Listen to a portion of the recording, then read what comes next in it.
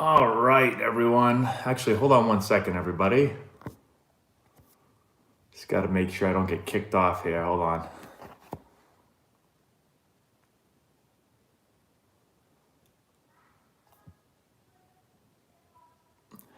All right, let me fix one more thing. I'm going to try. Actually, we should be good.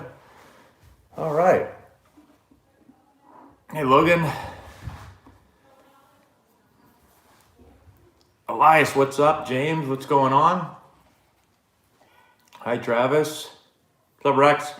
What's up, Minnesota Twins fan? Robbie, what's going on? Logan, hope you're well too. Hi, Jet. Hey, Jack. Bronson. There's a shout out to you, Bronson. Hello, Aaron. Am I going to get my rookie graded? Well, I have this rookie. I have this rookie card of mine graded. Right there. I don't know if you guys can see that well. What's up, Jack? Hello, Jack Antonelli. It's your father. All right, so we'll give everyone a minute to get in here. I'll kind of explain what we're doing tonight. And so I've got, let me just open this up right here. So David from DH Autograph Authentics out of Baltimore has sent me a bunch of cards. Jerry, BGS does not give a 10. 9. Well, I guess they technically, I guess they do, but 9.5 is basically like a PSA 10. And so I've got a bunch of cards here.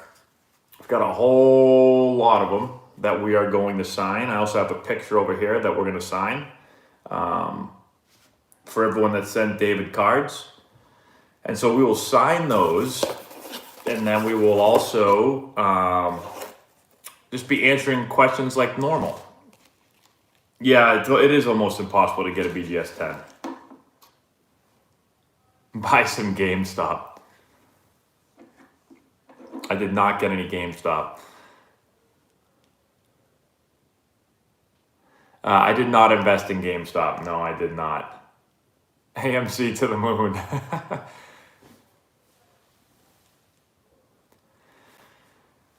All right. So let's 28 AMCs, huh? If everyone could do me a favor real quick and give the video a thumbs up, that would be terrific. Thanks, Bronson. I do play video games a little bit when I have time. So I'm going to go through... Right, exactly, Jerry.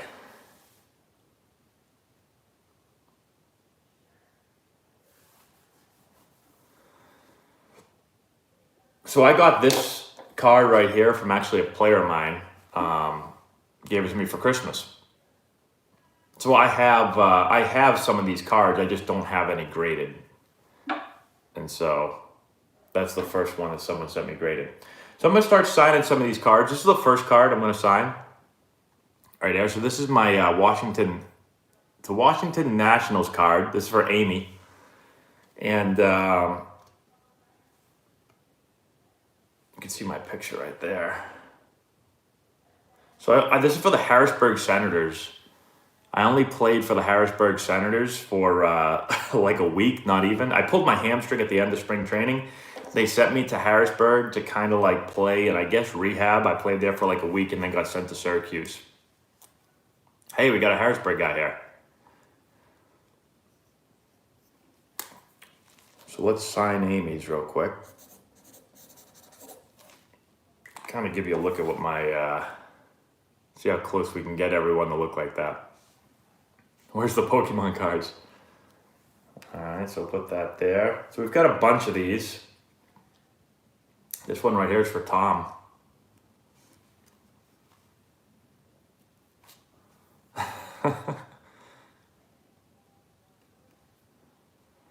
My favorite minor league park to hit in was probably Lancaster. That was the easiest one to hit homers in.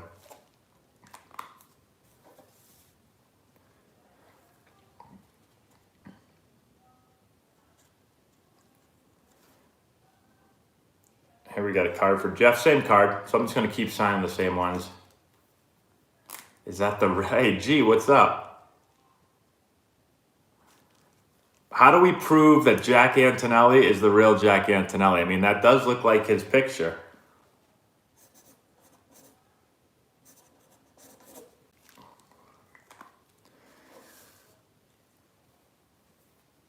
I never met Nolan Ryan, no.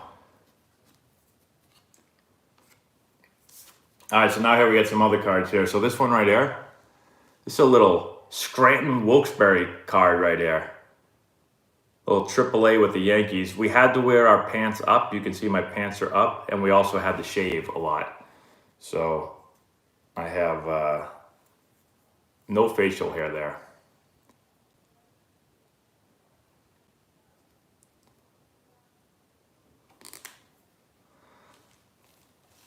Hello, Jack Antonelli. Is that the real Jack Antonelli? How can we prove this is the real Jack Antonelli?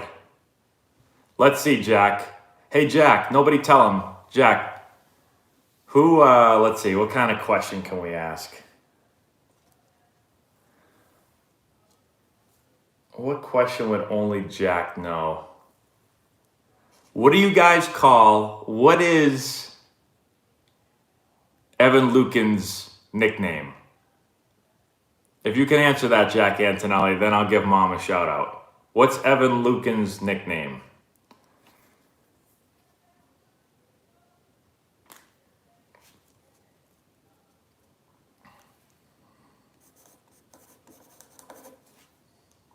Oh man, it is the real Jack Antonelli. Got it right, Larry Bird. All right, I guess I'll give my mom a shout out. Shout out to Mom. Here's another one for Jeff. I did play with Trevor Bauer. Played with Trevor Bauer in Columbus for the Columbus Clippers. I'm actually 1 for 1 off Trevor Bauer. I hit a single off of him in spring training. How does a 9-year-old hit 60 miles an hour? That's a great question. Well, some of it's going to depend on his swing. But 9 years old, does a 9-year-old even have to hit 60 miles an hour? I don't even know if that has to happen. So here's the next card right here. This one's for Amy. This is a little PCL top prospects. The PCL is where I went to die. You can also see I'm a little heavy there. That's back when I was like 220 pounds.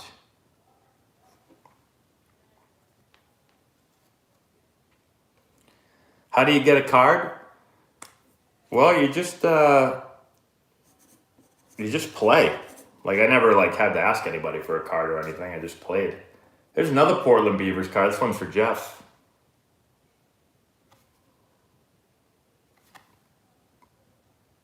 Me just tossing the ball over to first. I was not depressed after I got released, no, but it was definitely a weird time because I had to figure out what to do with my life.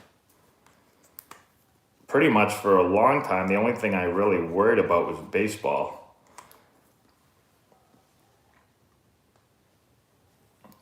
I think these are pretty dry. I think I can start stacking them on top of one another now. Let's do that.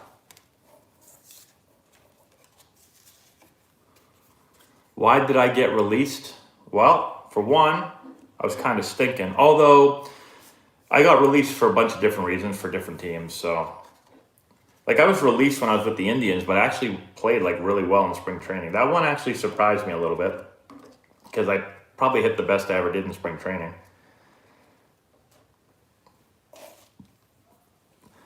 I've considered coaching minor and major league teams, but have decided against it, I guess.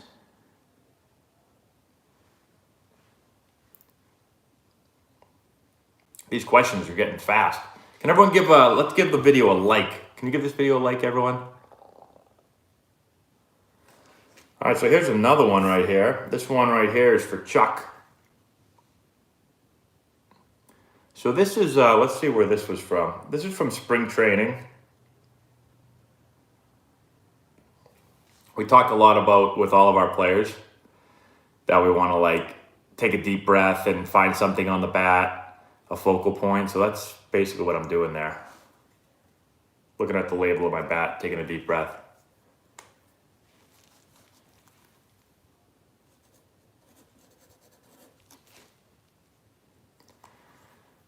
I don't know where Trevor Bauer's going to go. That's a good question. Could I play in single A right now? I mean, I haven't played baseball in a long time, so I don't think so. Who's this one for? Oh, this one doesn't have a name on it. I don't know who that one's for. Maybe it goes with this one right there. I'll keep those together. Yankees? Yeah, I used to think Yankees, but I don't know now. I don't know how much money the Yankees are wanting to spend this year.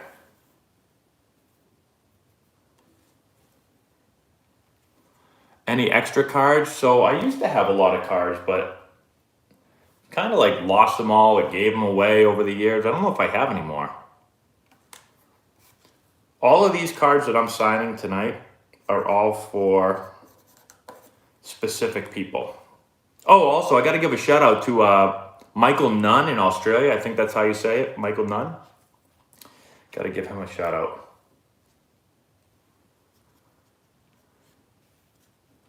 Do you think you would get along with Machado and Fernando Tatis Jr.? So I actually know Manny Machado because I played with him with the Orioles. And I did get along with him. I liked him a lot.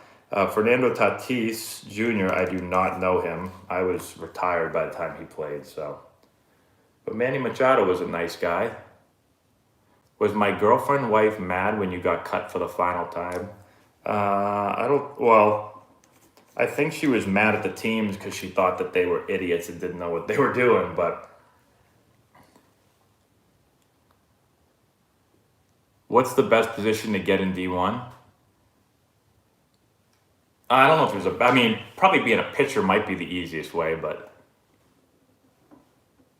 if you're really good, I mean, it doesn't matter what position you play. A signed card, how can you get one from me? The best way is probably to send it to the New England Premier Sportsplex. If you go to AntonelliBaseball.com, that'll show where we do all of our practices. The best way is probably to send me a card there to sign. Thanks, Weirds, guys. All right, so here we go with this card. So here's a new card. It's a little upper deck rookie card. This is from pictures from spring training 2008. I can tell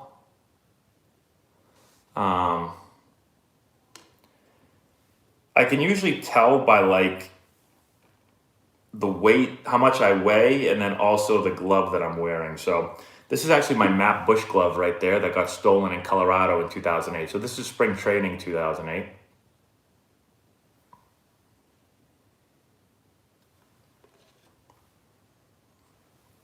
Oh, we have a super chat here, everyone. Hold on one sec.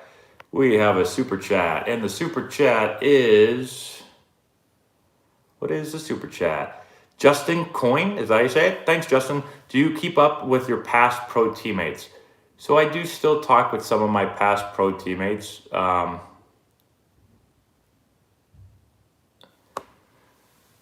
I was just talking to Craig Cooper last week. Talked to Whey LeBlanc a couple days ago. I probably talked to, I would say, the tough part about former pro teammates is that no one lives near me. I don't have any people in Massachusetts, so you don't really see any of them anymore.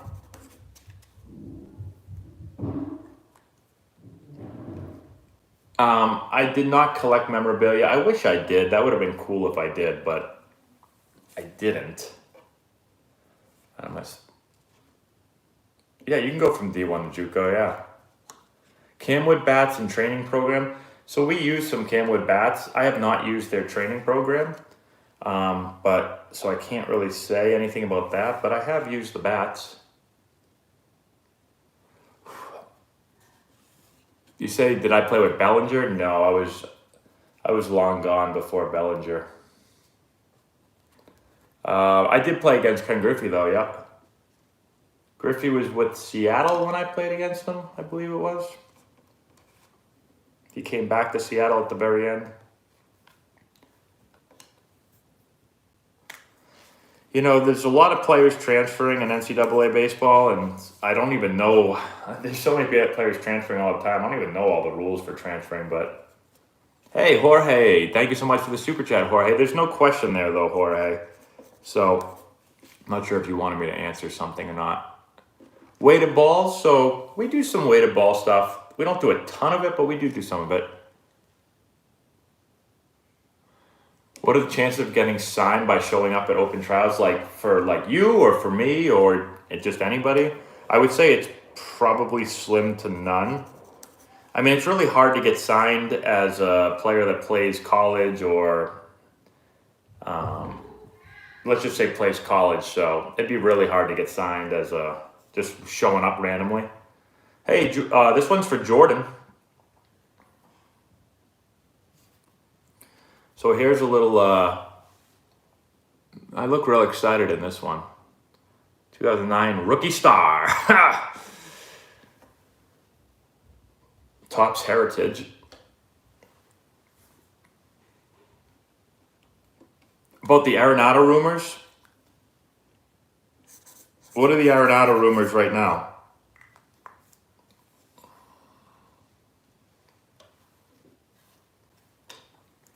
I have not seen any Arenado rumors lately. Peterson signed with the Cubs? I did see that. I like Jock Peterson.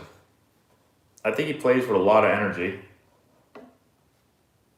I don't know his stats off the top of my head, but he's typically like more of a platoon guy, isn't he?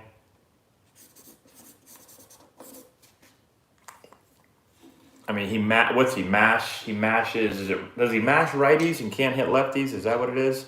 Again, I have to look at his stats. Oh, thank you. My Reggie Jackson story.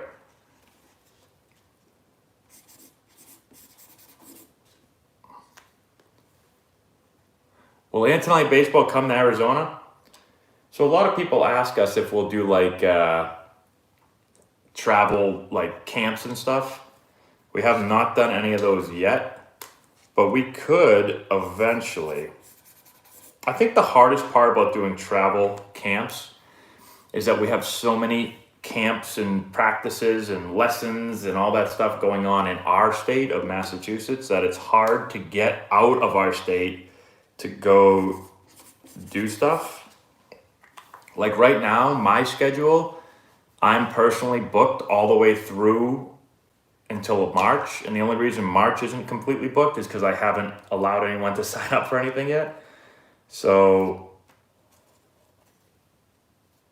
once we figure out how to take care of, you know, all the people that are around us, then we'll be able to move the people that are further away. Did I ever play against Eric Sim? I don't think so. Thanks. Is that Michelle? I do have some mods, but they must not be here today. Elite Baseball. Luke, you don't have to ask me the same question 400 times though, Luke. I see it. Luke, stop it. Luke, okay, Luke. Now you got to go to timeout.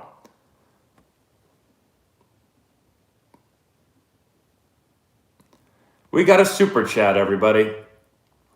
Blog King, what's going on? Thank you so much for super chat. How do I feel about the pine tar in the MLB? So how do I feel about like them using stuff on their like pitchers using stuff on the baseballs? Is that what you mean? Because as far as like pine tar for hitters and stuff, I don't think that's what you mean, but I like pine tar as a hitter. I play with infielders that put pine tar on their gloves because the balls are slick in the major leagues. As far as like pitchers using it,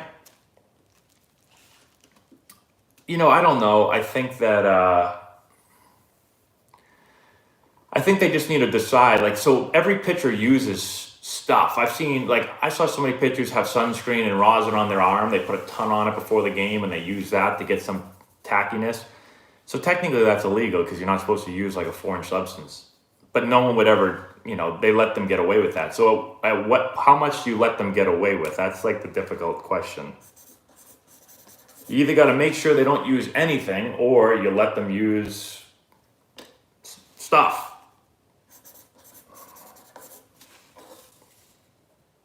Yeah, the old bullfrog sunscreen, you're right. Yeah, no Hall of Famers this year, huh? I mean, we're starting to get a lot of interesting cases. We got the steroids guys, and then we've got like Kurt Schilling, and so I don't know. I personally think some of those steroid guys should be in the Hall of Fame. I know some people don't agree with that, but I think there already are. I mean, I would say there's no doubt already some steroid guys in the Hall of Fame. So Arenado is rumored to the Cardinals. Really, I didn't see that. I'm not cool with Trevor Hoffman, but I like Trevor Hoffman a lot. Actually, my dad, every time I came out of the clubhouse, my dad was talking to Trevor Hoffman. I think he had a crush on him. Hey, this one's for Chuck right here. Barry Bonds does belong in the Hall of Fame, yes. I will say that. Barry Bonds was... Before steroids, when Barry Bonds was like, his biceps were as big as this Sharpie right here, Barry Bonds was one of the best players in the league every single year. And then he became one of the greatest players to ever step foot on a baseball field. So here's one right here. If you want to see, look at this. I almost look like I have a stomach in this one. That's me prime 223 pounds right there. I don't have a belly, but the way the shirt's tucked in makes me look like I have one. This card right here is for Chuck. Heading your way, Chuck.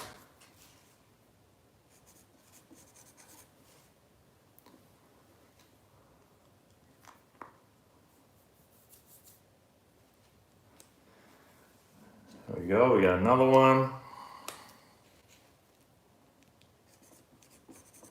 Hopefully I keep these all in the right order. I think they're supposed to be in a certain order. I think Bo Bichette is the real deal. Yeah, he's pretty damn good. That guy can just hit. We have a super chat, everyone. Aaron Davis, what about Kurt Schilling to the Hall of Fame? Thoughts? So I think Kurt Schilling is good enough. If you look at his numbers, I think he's a Hall of Fame pitcher. I do. I know people are saying basically because of the character clause or because he is, I don't know, he says some things to people that they don't like, and so voters aren't going to vote him in. For me personally, I think it's, what do you do on the field? Were you good enough on the field to be in the Hall of Fame? And if you were, put him in the Hall of Fame. That's my thought. Some people don't agree with that, but that's what I think about it. So I'd rather be a big guy that hits bombs.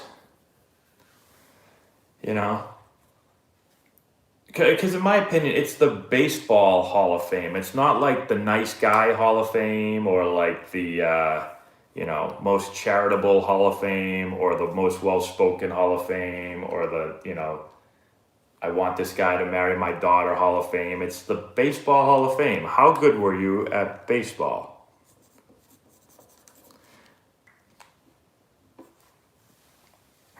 How many videos do I get of people's swings? I get like 1 million.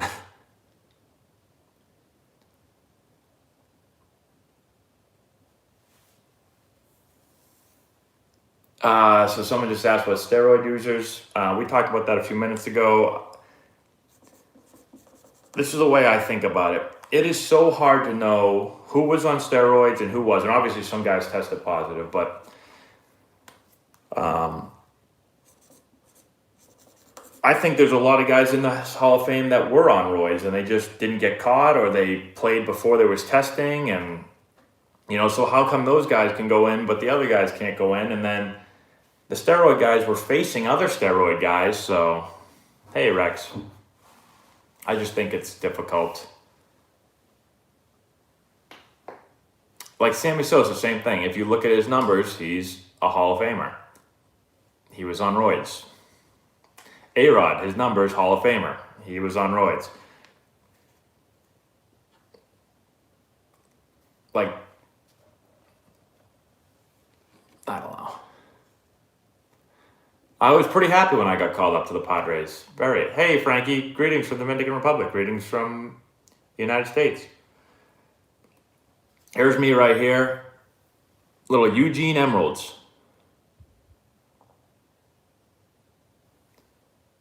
That was back. We had to show blue back then, so you can see I'm wearing my pants up. This is my first team with the Padres. Short season A-ball up in Eugene, Oregon.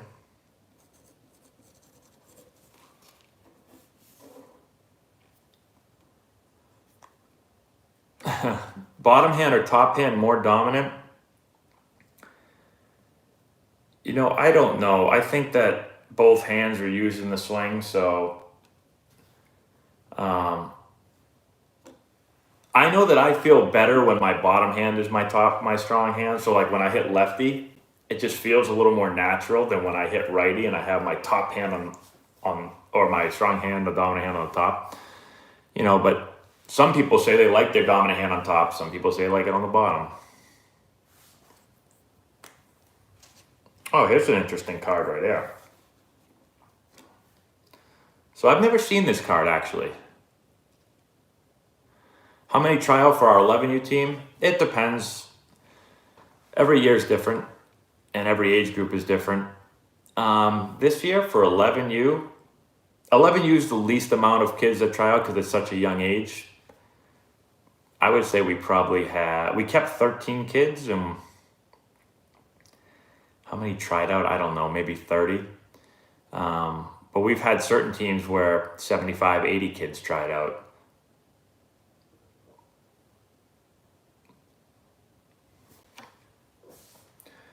So here's an interesting card. I've never seen this card before. There's a couple of them in here, though. Dexter Fowler, Travis Snyder. It's interesting.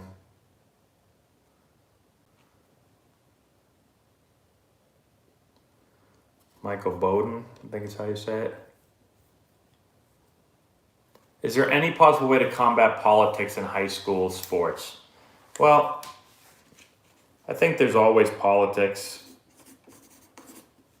I don't know how you combat it. I mean, usually the best way to combat it is just to be really, really, really, really good so that they have to play you. But I would say there's definitely been times in my career where I was probably one of the better players, but politics get in the way of some stuff. You play on a team where you play the same position as the coach's son, and so the coach wants to play his son in a certain position, and so like that stuff's everywhere when it comes to sports.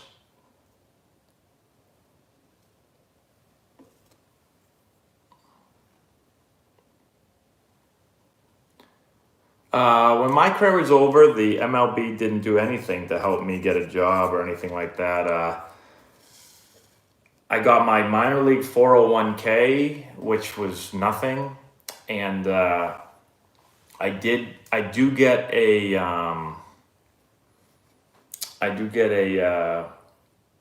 whatchamacallit for major leagues. I'm having a mental block right now. Pension. So I do get major league pension, but I get a very, very small pension because I have a little over 1 year of major league service time.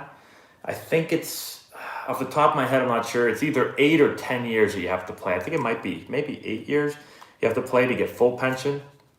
I don't get a lifetime pass to games. Everybody thinks that I get. Everybody always says like, oh, you get lifetime tickets to games and you get health insurance for life. That's all made up. You don't get any of that stuff. 10 years for full pension? Gotcha.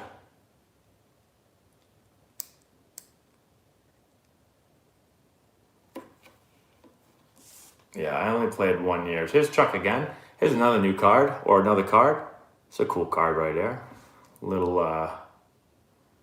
upper deck. Do I think baseball will survive the next 20 years? I think so. It's been around for quite some time. So these pictures are always funny. Like this one right here, this is just during photo day. Usually you do these in spring training. So I just sit there, you know, they'll be like, hold the bat on your shoulder, hold the bat out here, act like you're hitting the ball. And you have to go through all these things. A little awkward, but working with card companies was a lot like what I'm doing right now. I just sit down and, you know, they'd put a bunch of cards on the table and you just do exactly what I'm doing. When I was a really high prospect, I would sign like thousands and thousands of cards in a sitting.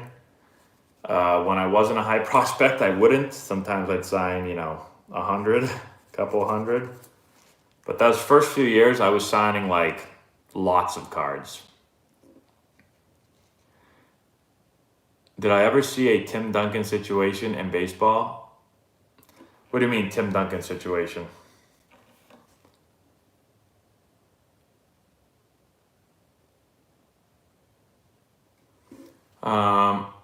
How is your father throwing batting practice? Pretty good. Better than me. Did I ever make money with my cards? So yeah, the card companies pay you when you sign cards. The amount you get paid depends, I guess, on how good you are or how high a prospect you're rated. But it wouldn't be uncommon for me for certain signings to get like $10,000, $12,000. Some would be $5,000, $7,000. Not that you're doing them all the time. Do maybe a couple a year.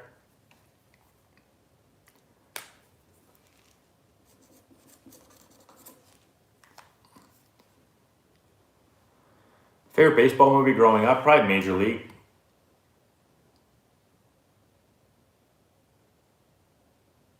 Jack Antonelli owns some GameStop stock, and he ain't selling.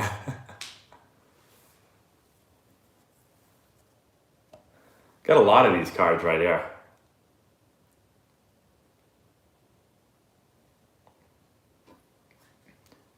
You know, it's funny. People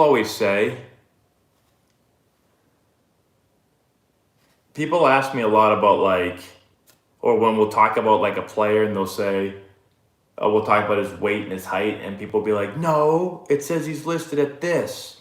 Listed heights and weights are like this card here says I'm 6 feet 200. Another card said I was 6'1", 195. I played up to 220, almost 225 certain years. So I don't even know where they get these numbers from. Yeah, but sometimes they exaggerate them low too, like Jason Dominguez. He's listed as very light, and people are like, he's not that big. He's listed light. Yeah, he clearly is not that light. Hey, we got a couple super chats, everybody. Hold on one sec. Let's see what we got for super chats. Josh Davis, thank you so much. AL East predictions. Well, the Blue Jays are making some moves. The Yankees are trying to do some stuff. I'm going to say the Red Sox finish in last. I don't want to be... So the Rays, I always feel like the Rays are like, haven't really done much, and they always do well. So I don't know if I want to push the Rays down. I think I'll go with the Yankees at the top. And then I think the Blue Jays and the Rays will battle for second, and then we'll go Red Sox. Well, no, sorry. The Orioles in last, and then the Red Sox. I almost forgot about the Orioles. RC from the NYC.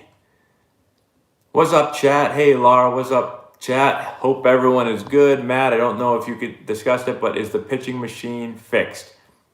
So I haven't talked about it yet. We have a new motor coming, and we're going to fix it. I'll put a video up once it gets fixed.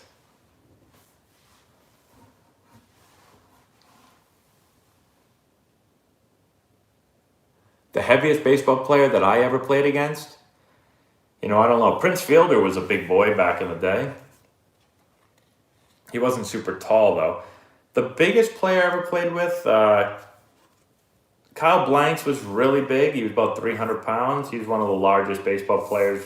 He might be the largest baseball player that I ever played with or against. David Ortiz is pretty big, but not bigger than Kyle Blanks. Kyle Blanks was bigger.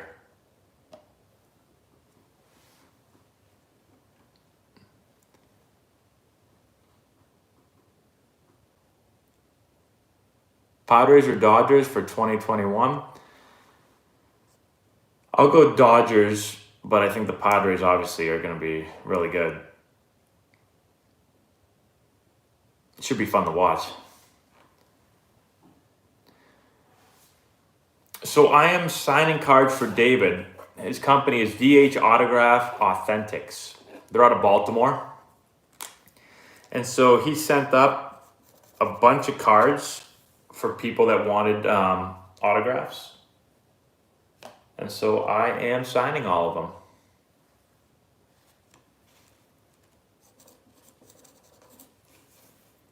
Got a bunch of these ones right here. Still signing this one right here.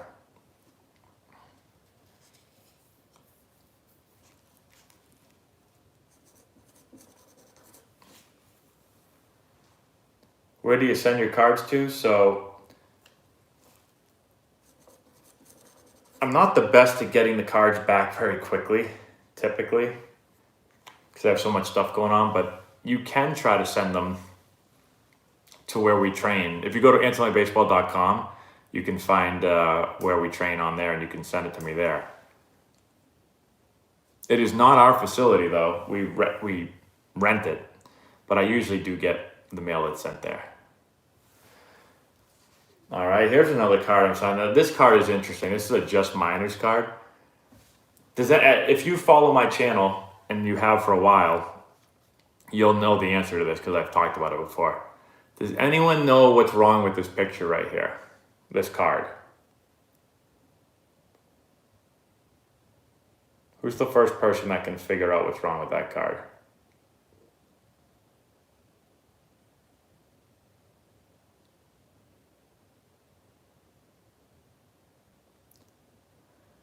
There it is. It's a lefty swing. That's one thing that's wrong. The other thing is, that's not even me. That's Brad Kuhn from the Angels, but they messed up. They put my name on it and my team, but that's not me. And I've signed about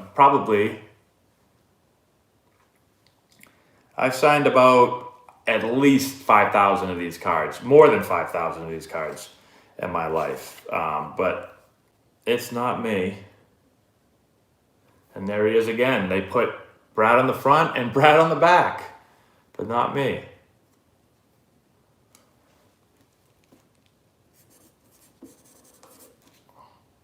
I don't think it's Just Minors still around. I don't think Just Minors is still around, but what is Just Minors?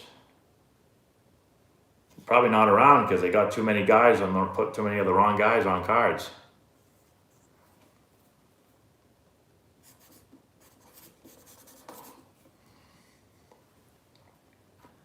Miguel Tejada, I'm a Padres legend. You want a funny Miguel Tejada story? Here's my story for you. So when I made my major league debut, I was number 9. That was my favorite number. The next year, we had a new bench coach, Ted Simmons. So when I showed up to spring training, I wasn't number 9 anymore. I was number 10.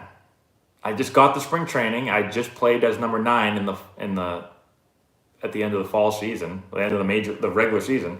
I get to spring training in February. I go in my locker and I'm number 10.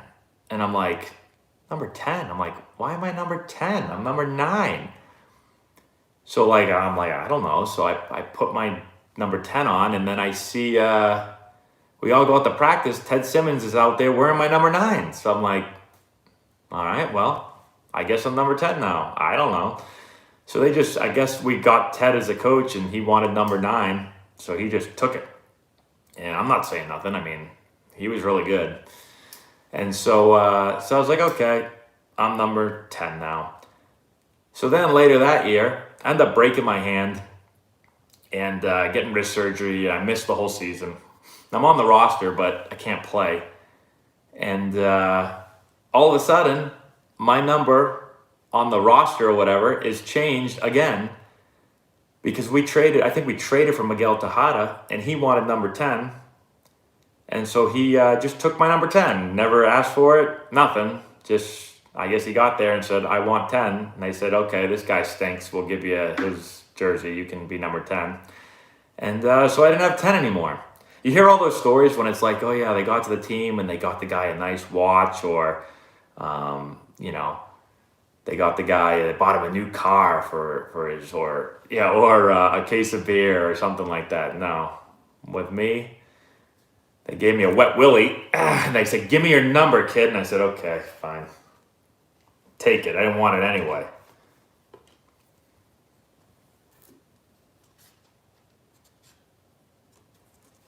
And then they actually called me and took me off the 40-man. And that's how I ended up in Washington with the Nationals. They said, oh yeah? You went from number 9 to number 10 to number, 12 to... We just took all the jerseys away from you. Number's better than no number. You're right, Bill.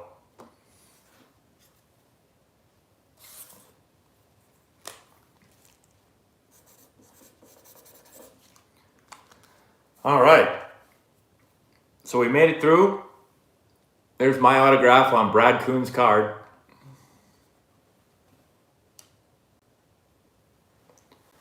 Hi, Carter. All right, everyone. Can everyone give this video a like? I'm going to try to get to 200 likes today.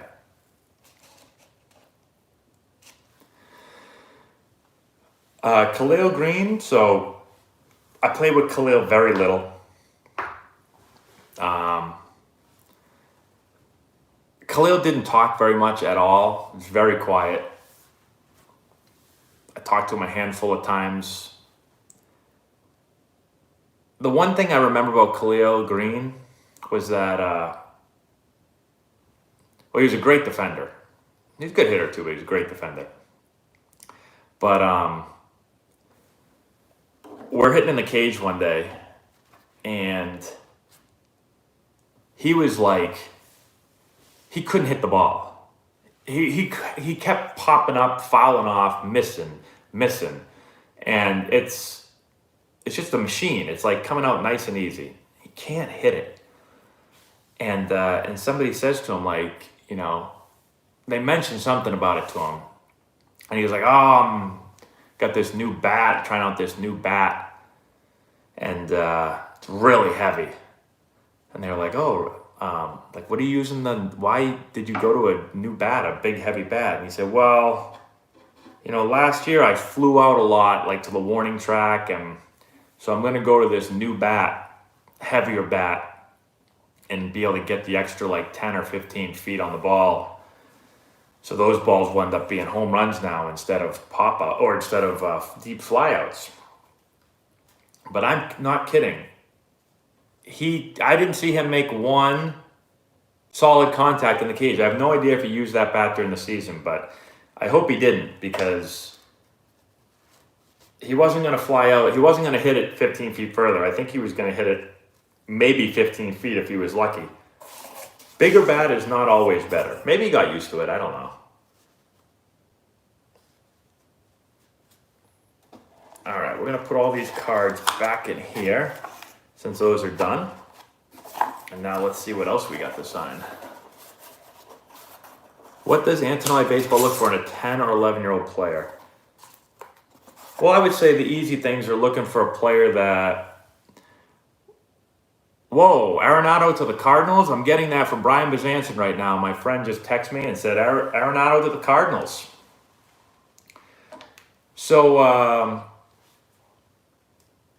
forget what we're talking about. Totally lost my train of thought.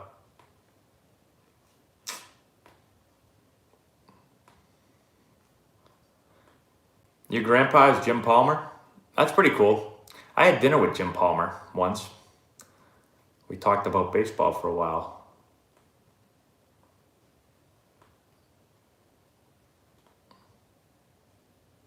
Do I not regret playing college football? No, I don't regret it.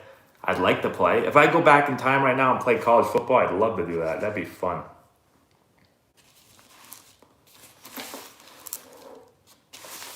All right, we're gonna open this up right here.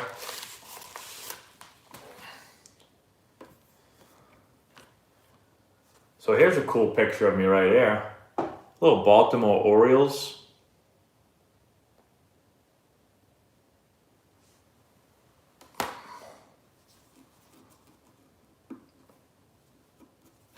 Let's see if we can, I gotta take the tape off this to get this out. Oh, what do we look for in 11U players? Thank you. So, I would say we look for, well, the easy thing is, like, after you coach for a while, you know kind of what a player is supposed to look like 11-year-old wise, you know. And we test everyone as far as how fast they throw, how fast they run, how fast they can hit and all that stuff. And so, yeah, that's great, but you also you get a look at their swing, you get a look at the way they move around, the way they feel, and you just know pretty easily, can this kid fit on the team? Is he better than some of the kids we have? But then after that, we look for a kid that's coachable, a kid that like wants to be there, a kid that's working hard, paying attention. You know, when I go around a tryout, it's like I immediately start crossing kids off that just look like they're going to be a pain in my you-know-what. I'd rather coach a kid that's maybe not as good, but is going to want to listen and learn and not drive me nuts all season.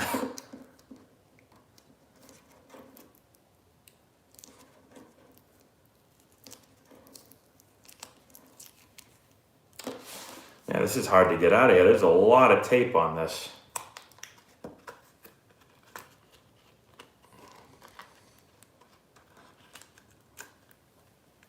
The pitching machine is getting fixed. We got the part coming. We got a new part that's being delivered right now. It's coming from Nevada. I don't think Schilling's getting into the Hall of Fame.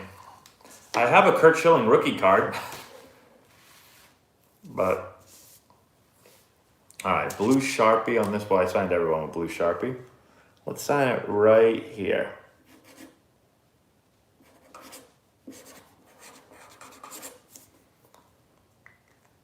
Hopefully that's right. I know the arrow points over here, but I didn't have enough room to fit it all in there. That looks pretty cool. Yeah, the Hall of Fame snubs. I'm surprised no one got it. Well, I can't say I'm surprised, but yeah, a lot of people don't like Kurt Schilling, but I think he's a really good pitcher. I got some random, I don't even know why I have these cards right here. Look at these random cards. I found all these cards like at the bottom of a big box that I've had these cards for like since I was a little kid. I got this Griffey card right here. What year is this? 94. I was 9 when I got this card and this card came out. These were literally just sitting like in an old box in my house. I got a little Noma. That was one of my favorite players right there. Little Noma rookie.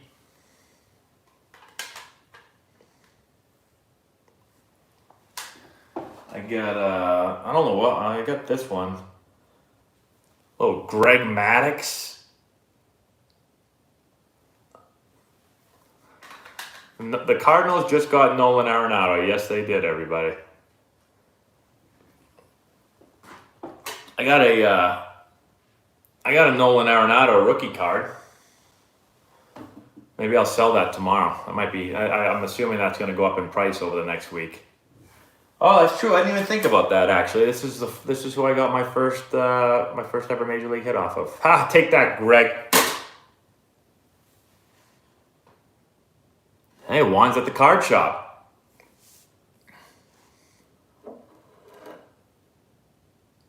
This one right here, Juan. This one would go good at the card shop right there. It's part of my PC though.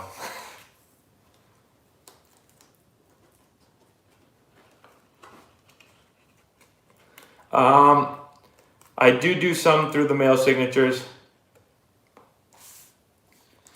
But here you go, Juan. Here's a good, I don't know if you just saw this.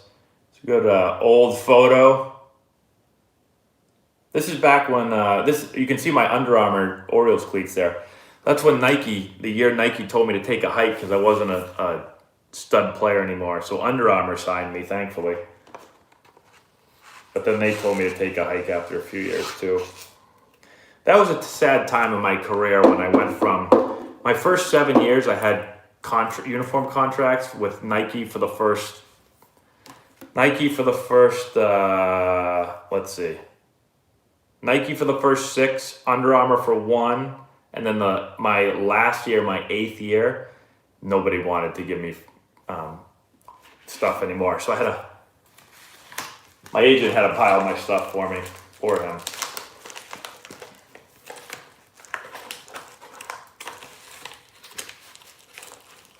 Nolan Arenado going to the Cardinals.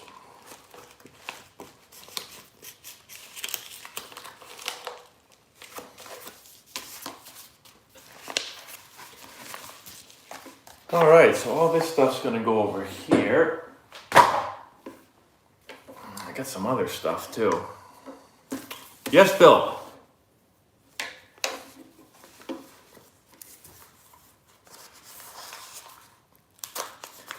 It's not official, huh? I was not in any commercials, although I did do a couple of,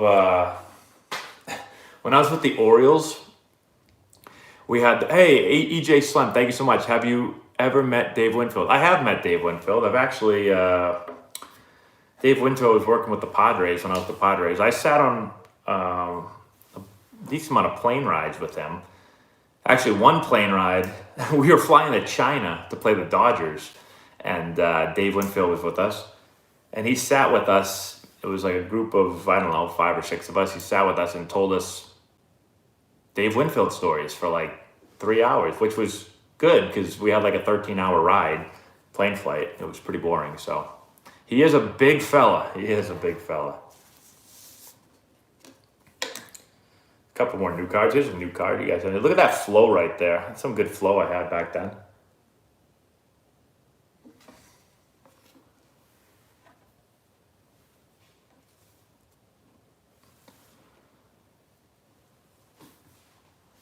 Yeah, China, well, actually, the ride was so long that we actually ended up, every player got their own row. So it wasn't like you had to sit like, we had a huge plane and it was just our team on it. So everyone got their own row. So we'd all put up the armrests and we could just sleep on the plane, which was nice.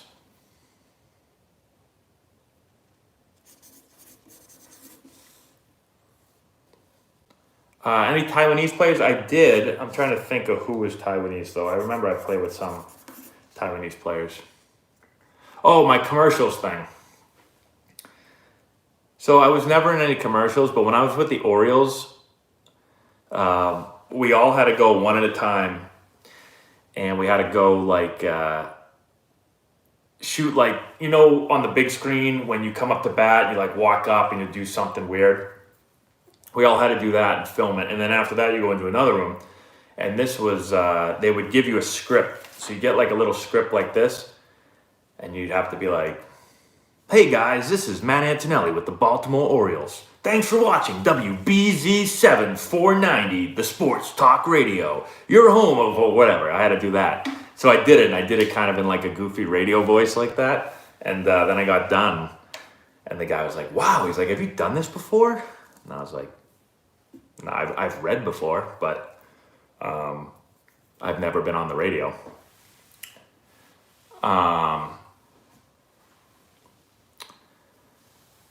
so that was the closest I did to commercials. I don't know. I doubt that ever made it on the air because people would have been like, who the hell's this schmuck? This guy doesn't play for us.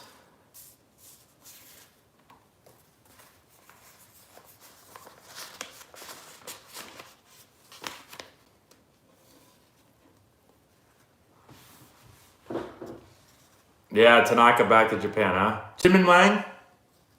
I did play with him. Yes.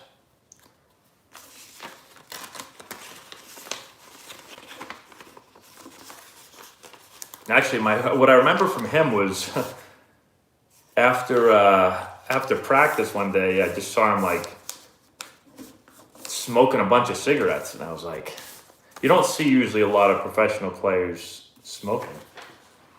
So I was like, oh, that's interesting.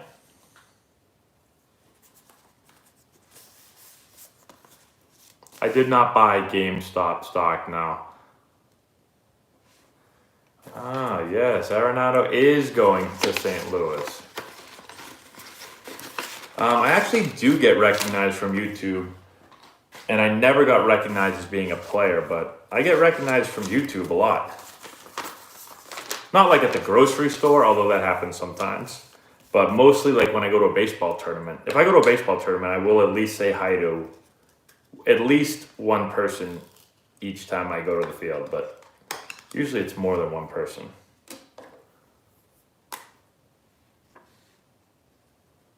Do you have to love baseball to make it? No, I don't think you have to love it, but I think it helps. You know, it takes a lot of work to be a professional baseball player to get that good, so you gotta practice a lot. If you don't like practicing, you're not gonna be very good. JT O'Sullivan, I've seen some of his videos. How do I have such a good memory? Well, I actually don't have a good memory with stuff that isn't baseball stuff, but when it comes to baseball stuff, I usually remember everything.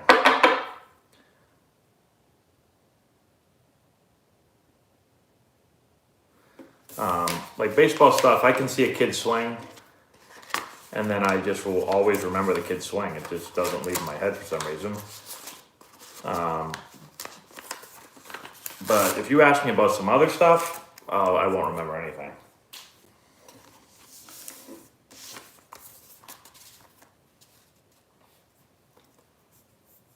What are the Cubbies doing? I think the Cubbies are resetting. The most talented player I played with,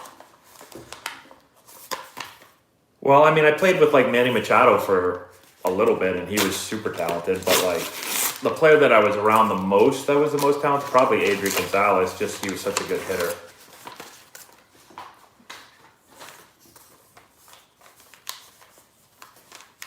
Colin Kaepernick in baseball? That's a tough question. I don't know. I've never seen him play baseball.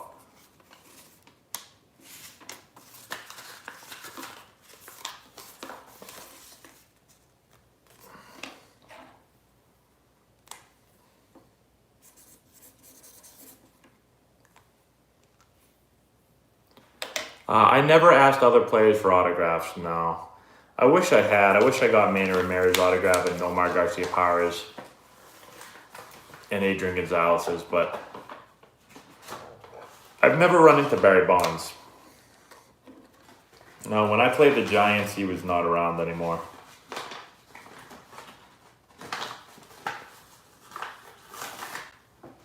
There's something on my hand that is like really bothering me. What it is though. Oh. Is that a splinter? I cut my hand somehow.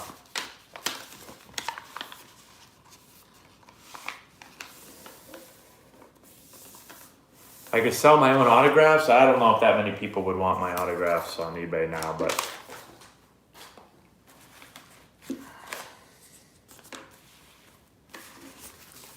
what do you guys think if I got a bat signed at a game used? I still have game used bats in my house. How much could I get for that? What do you think? Think I could get $100 for a game used bat? I should try it. We should put a bet. I should do a YouTube video and say, let's see who can guess how much I get for this. I'll put it on eBay.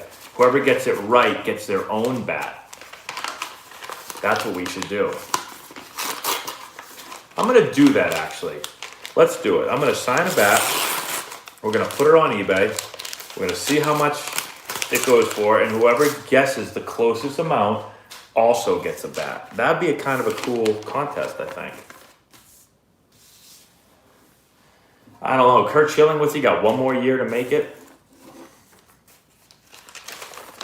Yeah, we were talking about that earlier, Anthony. I think that, I think that they should go by who had a Hall of Fame career as a baseball player, not as like a person or, I mean, it's great to be a good person, but when it comes to the Baseball Hall of Fame, I mean, there's probably some guys in the Hall of Fame that were complete jerks, but they were great at baseball, so they got put in the Hall of Fame. Hey, Mr. Misery, thank you so much for the super chat. You'll bet $350? You think I'd get $350 for a signed bat? I don't know. I should be in the Hall of Fame.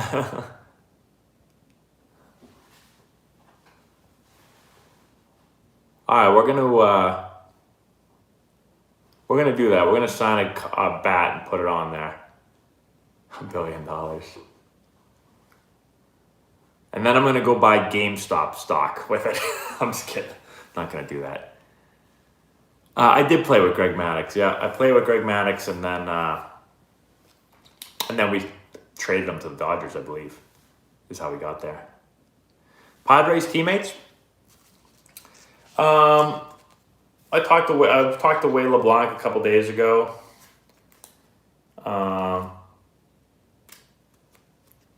Who else? I haven't talked to most guys in like forever. My teammates were like guys that I were friends with or close friends with were like Whey LeBlanc, Nick Hundley, Will Venable, Chase Headley. What other guys were up that year? Sean Kazmar, Dirk Hayhurst. Who else were up that year? Oh, we got a super chat. I played against Ichiro. I never really went up to him and said hello or anything, but I played against him. DC, thank you so much for super chat. We didn't ask a question, DC, unless it got lost somewhere, but there is no question there.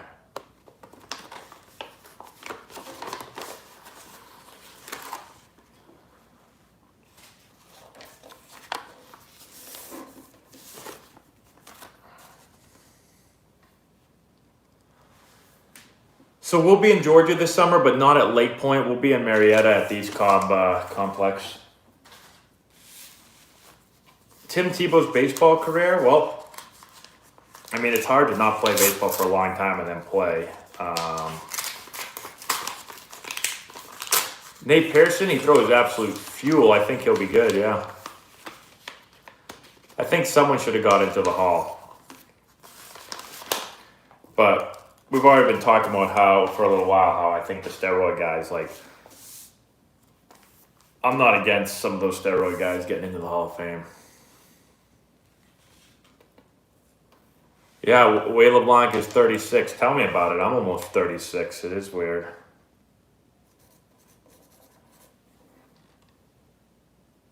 Did I give away my jersey ever to fans? No, because you don't get a lot of jerseys, so I kept my jerseys. Scott Rowland in the Hall of Fame? Yeah, I think Scott Rowland is really close. I feel like Scott Rowland he was a great defender, and he was a very good offensive player. I feel like every year he hit 30 homers. I'm not looking at his stats right now, but I just feel like that was it. I feel like every year he played, he hit 30 homers and got 100 RBI. Here's a cool card. We haven't seen this one yet. This is San Antonio Missions. A little bit skinnier in this one. This is the end of the year.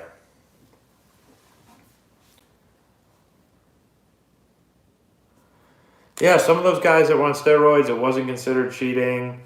And there was other guys that were on steroids, I'm sure, that are in the Hall of Fame. So it's like, I just think it's tough. And they're facing pitchers that are on steroids. And so, I don't know. Texas League, that's right. Oh, I'm a huge Boston sports fan. I'm a huge Patriots fan. I may be like the biggest Patriots fan. I'm a big Celtics fan too. And I'm not a Red Sox fan anymore though.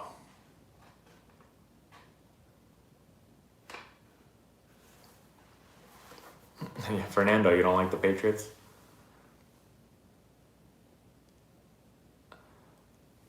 I only know of 2 players that I played with that were on steroids. One I knew because he had already, I think he on the Mitchell report? He might have been on the Mitchell report. He let everyone know that he took them. And then the other one I don't think ever got caught. Hulk Hogan fan? Sure. I'm a huge Brady fan, yeah. I played against Matt Kemp in the major leagues. Never in the minors, I don't think. Patriots getting Watson? I could only wish. Did I ever dislike a teammate? So I think with most things, I mean, I've had like hundreds and hundreds and hundreds and hundreds of teammates in my career. So there's definitely teammates that I wasn't like a big fan of, but I never like hated a teammate. If I didn't like someone, I just, we just really didn't talk to each other that much. I didn't hang out with them. But, I gotta close this up. I don't want to lick it. I hate licking envelopes. It tastes disgusting. Do I like Jim Rice? Well, I don't really remember Jim Rice playing, but I do know that Jim Rice might live in the town that I live in. I'm not sure if he does, but we were at the driving range like a little over a year ago, and Jim Rice came walking in and started hitting golf balls right next to us. And then I told my son he was hitting, and I said, hey, that guy over there played in the major leagues. He's a really good hitter. And he was like, that guy over there was in the major leagues? He was a good hitter? That guy right there? Is that the guy there that you're talking about? He was in the major leagues? I'm like, take it easy, buddy, okay? Now the whole world knows that we're talking about him.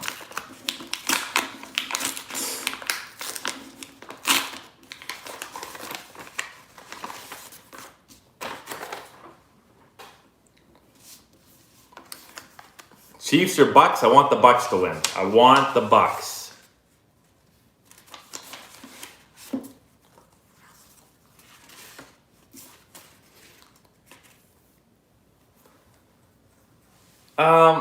I love hockey, but I don't follow hockey very much. Did any of my teammates dip? I would say yeah, I'd say half my teammates dipped. I don't know how it is now, but dipping was very widespread when I played. LSU? I'm not like a big LSU fan, but...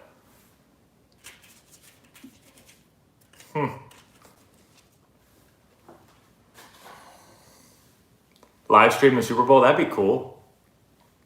I really wish that I could because you can't, if you stream the game, and put on YouTube, they'll take it down. So people always yell at me because I live streamed a lot of the World Series games, and people would be like, show the game. I keep saying, I can't show the game. It's just not as cool as, when you can't have the game shown up there. I never faced K-Rod, no.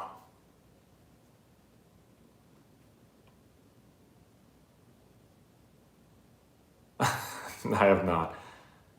My last time back at Wake Forest was probably I don't even know, 5 years ago maybe.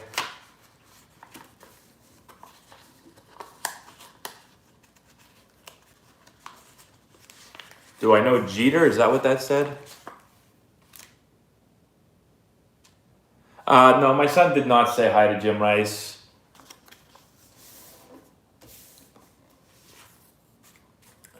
I don't like to really bother people. The only person I might bother if Tom Brady came in and was golfing, I don't even know what I would do. I think I would just go up to him and say, hey Tom, can I give you a hug? I don't even think I would ask for an autograph. I think I'd just hug him. And then I'd be like, okay, that's all I wanted to do. Thanks for the hug.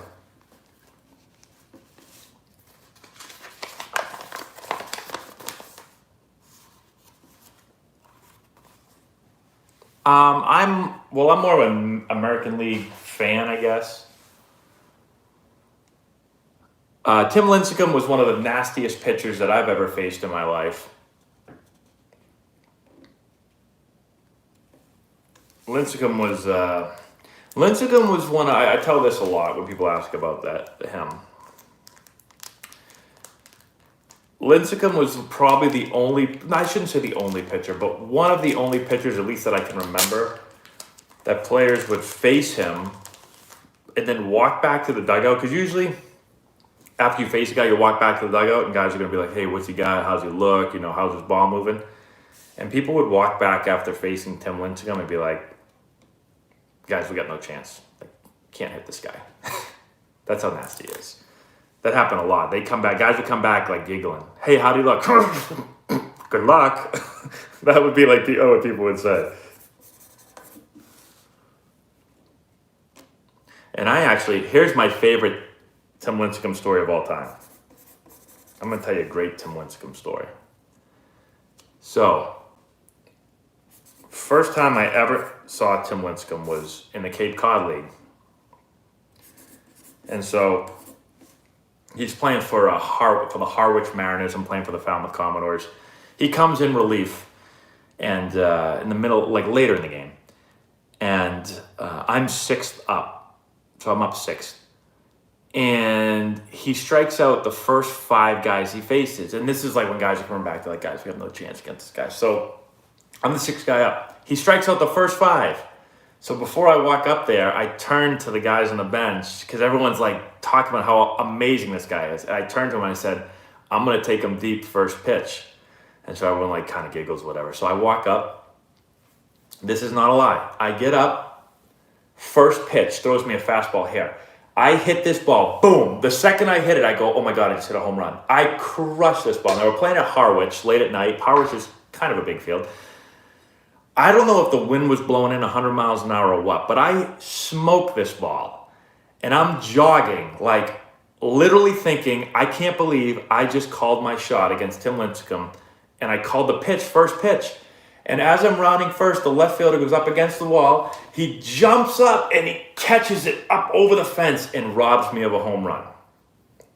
And then I cried. I almost called my shot, and I would have always been able to tell this story and said I called my shot against Tim Lincecum, but whoever that left fielder was robbed me. I don't even know who that left fielder was. I wonder if there's a way I could find out, but I never faced Mariano. I never faced the Yankees during my career. No, actually, nobody went up to Jim Rice when he was there. Literally, I didn't. Now, there weren't a lot of people there. It was kind of a quiet day. But I didn't see anyone go up while I was there.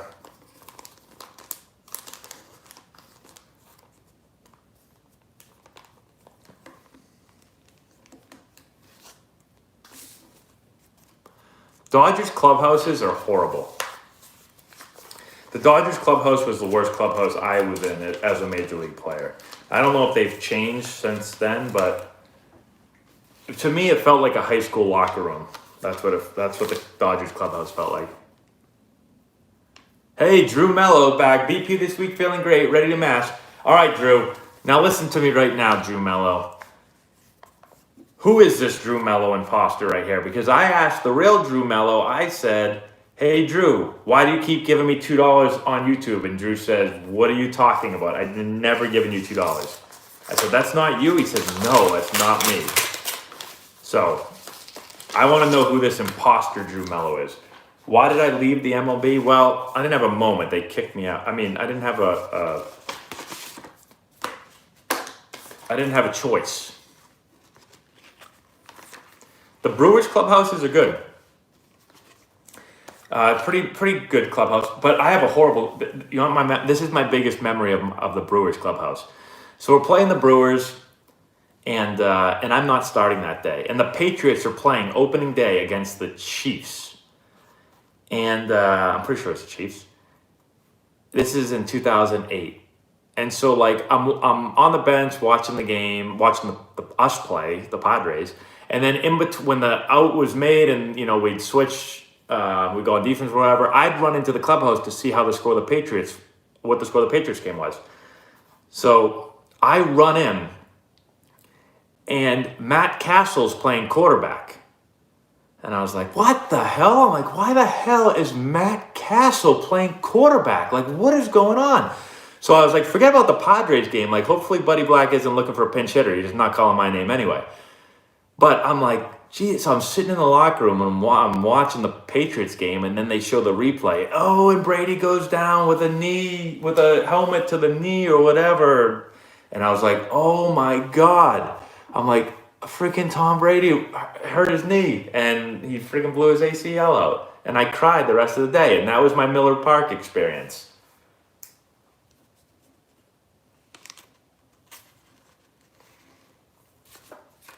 So that's why I will always remember that clubhouse, because I can vividly see myself sitting there crying. Okay, so Ronnie Brown going off in the wild card, or the Wildcat. Let me tell you my Ronnie Brown story. So we're playing the Nationals like a week later. And so again, I guess I'm not playing. So I'm running from the dugout into the clubhouse to see how the Pats are doing against the Dolphins. And I run in, and I don't know what the score was, but we were getting killed. And I'm like, what? To the freaking Dolphins? So I run back out. I come back in.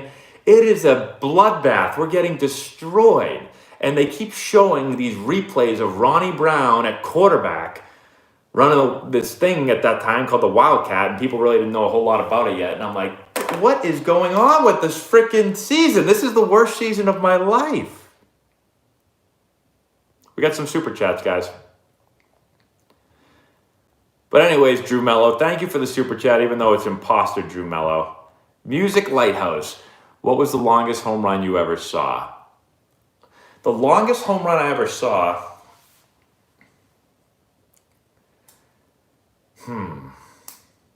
I've seen a couple. I saw Chris Davis with a C, Chris Davis, Baltimore Orioles Chris Davis, but this was when he was with the Rangers. He hit a home run over the scoreboard over my head that went about 8 bajillion feet. That was one of the first I ever saw. I saw Russell the Muscle Branyan, hit a ball to the opposite field gap that I don't think ever landed. Hit that like 5,000 feet. He was a large human. And then the two furthest BP home runs I ever saw, I saw Matt Holliday hit a ball at Coors that like broke the concession stand over the left center field stands that I was like, his arms were like this big, by the way. And then one of the other furthest balls I ever seen hit BP was Hanley Ramirez when he was with the Marlins.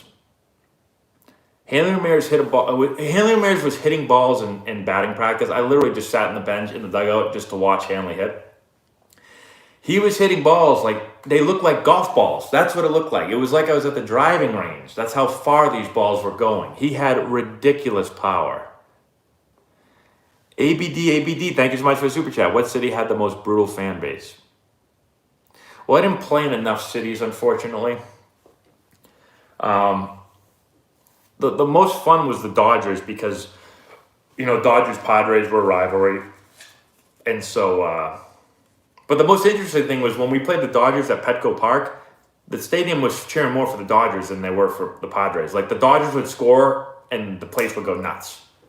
And then we'd score and it'd be like, it was really strange. I did play at Chase Field. I loved hitting at Chase Field. You could really, you could see the ball super well at Chase Field, I thought. Strongest arm from the outfield? Yeah, Vlad's arm was wicked strong. Ichiro's arm was really strong. I like living in Peoria, Arizona. I liked it a lot. The night of my MLB debut after the game. So after the game, I don't remember where we ate or anything. I do remember going back to my hotel room and I don't know, someone sent me champagne because I remember my wife was there, my parents were there, and we had champagne. And then I just remember it being really weird. I sat on the bed there and put on TV, and our game was on SportsCenter, and they didn't show my hit, but they showed me making the last out of the game, which I did. I thought that was really weird. Then I got a call from my college coach that I hadn't talked to since the last day I left school. And he was like, hey, I was just watching SportsCenter, saw that you were on there. Congratulations. So that was really strange, but that's what I remember from the night of my Major League debut. Jackson White, thank you so much for the super chat, Jackson. What foods did you eat to bulk without getting fat? Well, Jackson, lucky for me, I eat everything. I never ever tried to have a diet. I never had to have a diet. I was always like almost always the lowest body fat on the team. And I just ate whatever I felt like. So that's just luck. That's not, I don't advise that. But if you look at my diet when I played, literally, I ate Panda Express like 3 to 4 days a week during the season. I had McDonald's and Burger King after games. I had Chipotle 3-4 times a week. When I was at the Nationals, I had Chipotle maybe 7 days a week because it was right near our stadium, and I'd have it every day. So,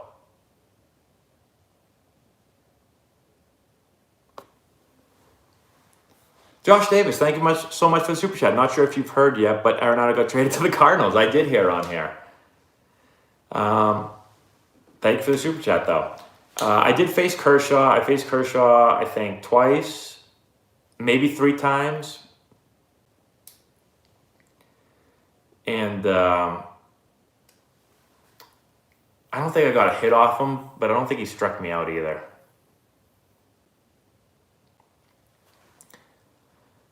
So any tips on getting stronger?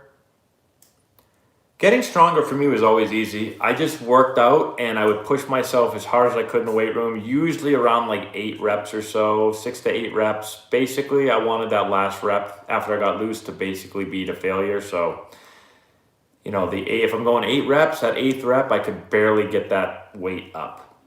And so that's how I did it. And I just did that, 4 times a week usually. And I put on a lot of weight. And I also ate a lot.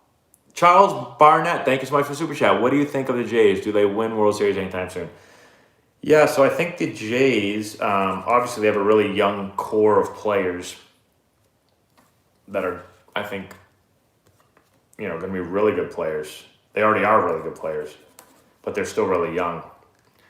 And so I think when you get those young players under control for a while and now they're going to go out and spend some money, I think they're going to be good. I think they're going to have a chance to make the playoffs. Are they going to win the World Series anytime soon? I don't know, but I think they got a chance. They're in a division with teams. They got the Rays, who seem to be able to win every year no matter what they spend. And then they got the Yankees and the Red Sox, who are going to spend a lot of money. The Red Sox eventually will be back, I think. Yankees should always be there, so it's a hard division, but that's sponsors stop once I stop playing. Thanks, George. Does anyone know yet what the Cardinals sent the Rockies for Arenado? Do we know yet? I've already showed. Oh yeah, if you guys are new, I've already showed all these cards. These are just kind of like, you've already seen these now. I guess if you're new, you haven't. I keep forgetting that new people are coming on all the time. So, hi Takumi. Oh, Andy Lee just sent me a text, but I can't see what it says. I'm gonna have to check that out. Can't get out of it. I can't get out of my stream to see it. I think the Mets are still paying Bobby Bowe. 2023 World Series. I like that prediction.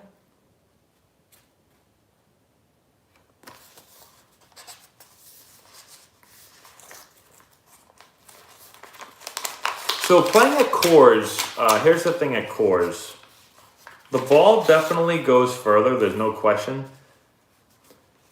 But the field is huge. There's a lot of ground. It's a great place to hit because the outfielders have to cover so much ground because they just make the field huge because the ball carries. You can still hit home runs because, the ball's going to carry further and you get more hits there. So it's a great place to hit. Here we got some more cards. Here's the one that is not me again. Seeing the spin on curveballs or sliders, I think the biggest thing is seeing those pitches a lot. So whether you're playing games and reading the spin, and it's not just the spin, but it's the way the ball comes out of the hand. You know, like when you throw a curveball, the ball's gonna pop up a little bit. You know, you're also gonna see like, it's very small things that you'll see, and you won't even notice you see them. But like you see a fastball coming, and you'll see, you know, you see like this picture. Where's the ball? Give me a ball. I have to have a ball. There's always a baseball within a foot of me. So like here comes a fastball, right? And now this hand's moving really fast, but you see like this visual. And then on a curveball, you see this visual. And so you might not even know what you're seeing. But this and this are different. You know, like my wrist looks different. They call this sometimes, some people call it a skinny wrist. The position of the hand's different, obviously. And so you start to kind of see these things. The more and more and more you see pitches through games, through practices, through bullpens, you know, tracking in bullpens. Was there a certain time of day you like to play in the daytime? I want to play in the daytime all the time. Well, hey, Samuel Myers, thank you so much for the super chat. Samuel Myers, that's who is Drew Mello, because you got Drew Mello's picture right there, it looks like.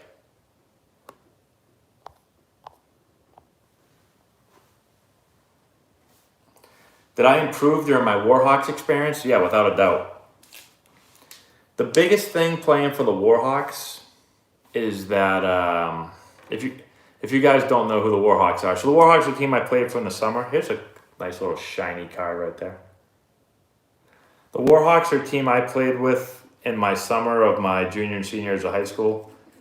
Basically kind of like an all-star travel team, I guess. I lived in Ohio. And the thing that the Warhawks did for me was that you play with just like incredible players. Like your whole team is top players. You know, like one of my years, we had 3 first-round picks all on the same team.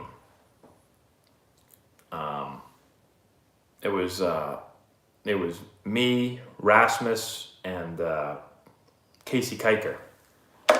And then we had lots of other picks. We had Mike Rozier, who signed for a lot of money with the Red Sox. We had tons of high picks, and everybody in our team was playing in the ACC or the SEC or Power 5. So, like, when you're playing with that many good players, you've got to, like, not that I think I would have done this anyway, but you kind of have to step your game up because you're always playing against great players or playing with great players. You know, and it's like on those teams, we had guys on our bench that were drafted. So if you don't play well, you're not going to play. Mike Rozier, 83 Heisman. So I don't know if that was his dad, but Mike Rozier that I played with was a great quarterback.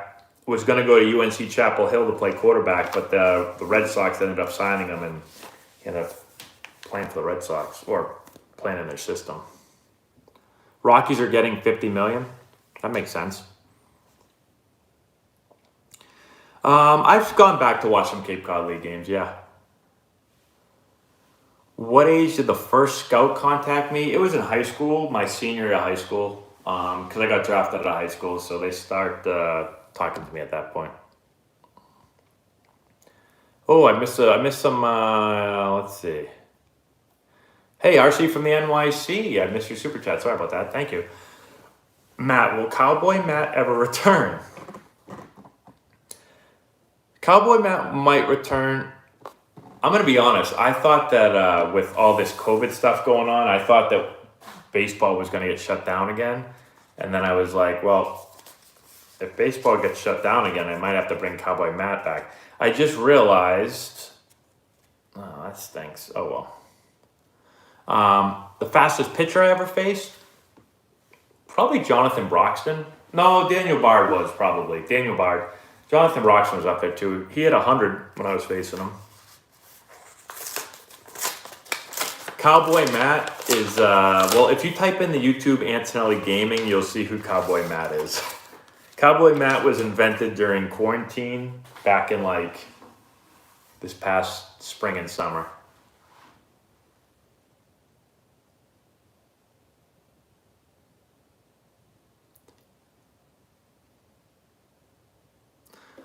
Oh, what did that say? Rockies are paying $50 million of his contract. What did I say before? Oh, I say Cardinals.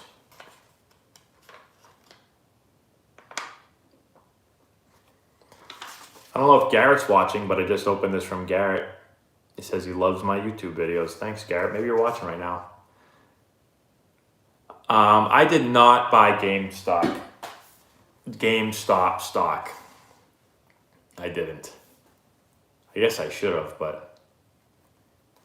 Hey, Misha, thank you so much for the super chat. How do you feel about the Jays roster? Have they overpaid for Springer? So I really like Springer. Oh man, I'm getting all these paper cuts from these things. Did they overpay for him? I don't know. I'd have to look at the exact contract again. I think Springer right now is a really good player. He's obviously a little bit older. Anytime you sign a free agent, I feel like there's going to be some years where you're probably going to overpay. I'm sure he'll be pretty solid for the next couple. But I think we were just talking about the Jays a few minutes ago. I mean, they got a really good young core, and so they want to go out and, add some veteran guys and some free agents. And I think they got a chance. I mean, they're going to win games, so I would have done it. I like Springer.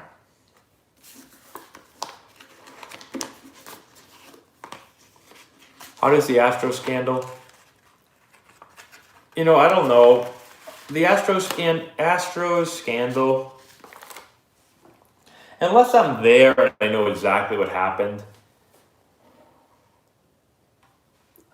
Like, I know they cheated. There's been other teams that have cheated too. And there's been teams that have not been caught that have cheated. So I just feel like Astros took it to a level that I don't think any other team took it to. But I know from talking to people that teams were cheating.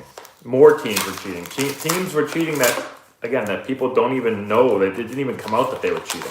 They were cheating. So I think all the MLB teams knew that teams were cheating. And so they said, well, if they're cheating, then we have to cheat too because we can't be at a disadvantage. This is pretty cool right here. It's like cool Padres little notepad. Do I have a favorite umpire? No. I never was really nice to umpires, or I was nice. I never became friends with them because I always felt like they were wrong.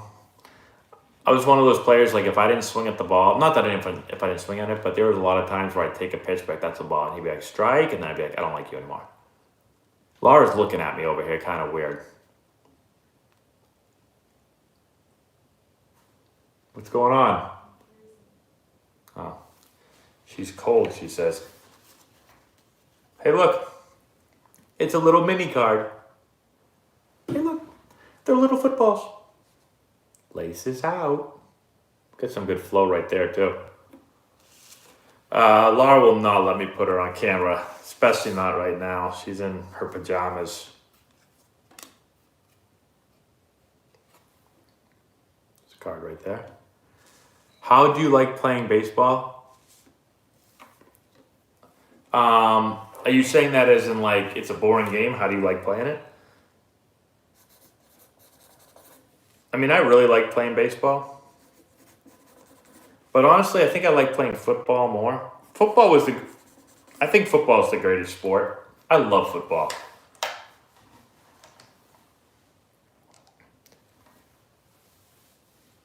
Like when I'll give you an example. This is how much I love football. When I have a dream that I'm playing baseball and I wake up, I'm like,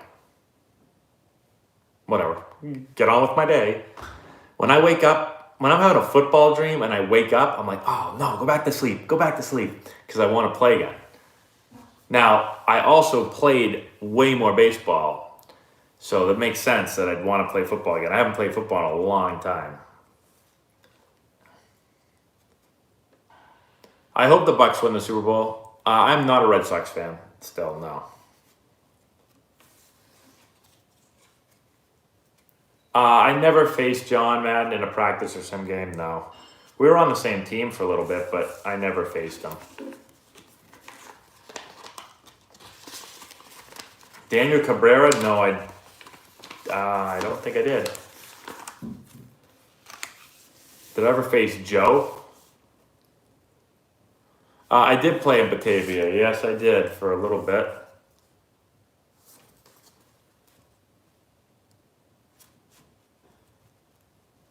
Very good, Rex. I remember when I was in kindergarten, Rex. I've never had the throwing yips, no. I will say though, not everybody, I don't want to say that because I don't know this, but there were certain points during my career where you feel more or less confident with your throws. You know, I remember in Syracuse, I remember when they moved me to shortstop, I never felt real consistent with my throws are short. At second base, I never thought about my throws. The throws, like, you know, it's super short. And at third base, I never did either. But shortstop, I would. When I'd go into the deep hole at shortstop and I'd get the ball, sometimes I'd be like, oh, shit, please go to first. Like, I've done that sometimes. I just never liked shortstop. And when I went to the Nationals and then the Orioles and then the Yankees and then the Indians, I don't know why, they all kept putting me at shortstop. And I was like, guys, like, I didn't say this, but I'm like, I'm not a shortstop. Like, I played shortstop in high school. I didn't play in college. I didn't play with the Padres for 5 years. And then all of a sudden, like, they kept putting me at shortstop. When I went to the Yankees, all they put me at was shortstop. And when I went to the Indians, they kept playing me at shortstop. I was like, what are we doing? I'm not a shortstop. I'm taking ground balls in spring training. All spring training, I'm taking them with, like, Francisco Lindor at shortstop with me. And I'm like, he's a shortstop. I'm not a shortstop.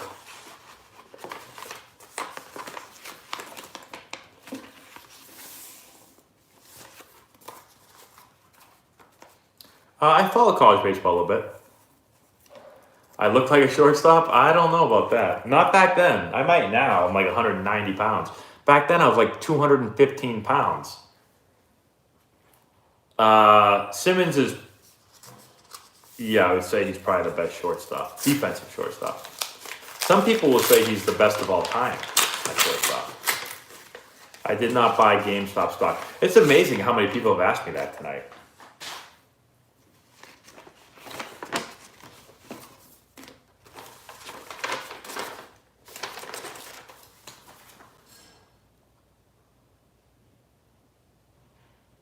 How did I end up at Wake Forest?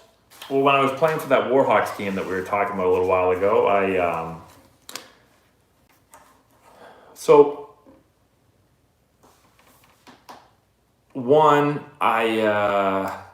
was looking at schools, I don't know why, in North Carolina. I just really like North Carolina. I was looking at a lot of ACC schools around that area. So I looked at, I took a visit to Virginia. I like Wake Forest. I had a visit to UNC Chapel Hill. I had a visit to Georgia Tech. And I like Wake Forest because they were really good at that time. Well, it's still good, but... And also, they were really good academics. And then my summer team, the Warhawks, we had a player, his name was Ben Ingold. He played for the Warhawks the year before me. And he was the shortstop at Wake Forest. And so Wake Forest saw me play we played in a tournament. We played in a perfect game tournament down in Georgia. Wake Forest saw me play down there. Started talking to me. And I just kind of liked them.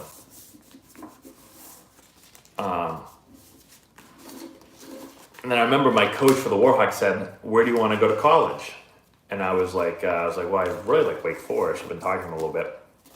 And he was like, okay. He picked up the phone. It's kind of funny. I think he was really on the phone. Maybe he wasn't.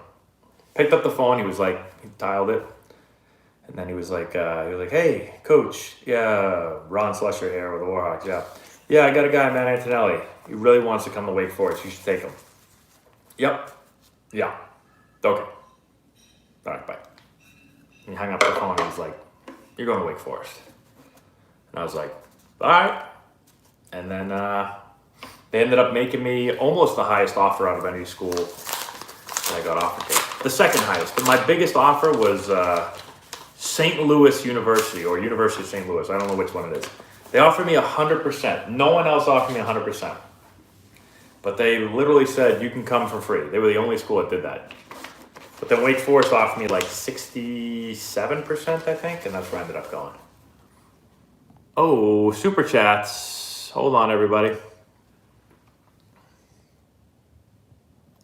Justin, thank you again for the super chat. When hurt, were you on PKs? How you get strength after? PKs? What's PKs? Painkillers? I'm not sure if that's what that means. It is, I was right.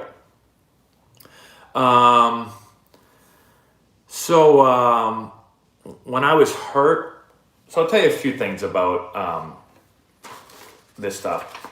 Like when I had the surgeries and stuff, yeah, they put me on that, but my wrist before I got surgery was hurting really bad. And, I used to go in and tell them that it was killing me. And they would treat it, but they would give me something to help with the pain. And that helped for a little bit, but I remember at one point, like at the very end before I got surgery, whatever they gave me wasn't working anymore. I remember I would take the stuff they gave me, and it would still kill. I remember I went into the trainer's office eventually, and I basically said, I can't play today. I always would say my wrist hurts, but I never said I can't play. I would just keep playing. I did this for probably a year straight. And then eventually I went in and I said, hey, listen, I can't play today. They were like, you can't play? And I said, no.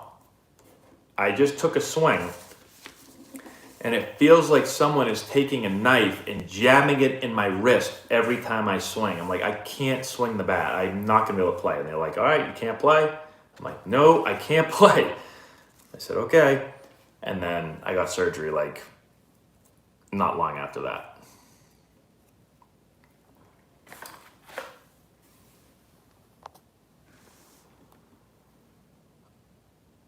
I went to a private high school, but to be honest, high school and getting recruited, at least in Massachusetts, not a lot of recruiting goes on in high school because schools are playing at that time.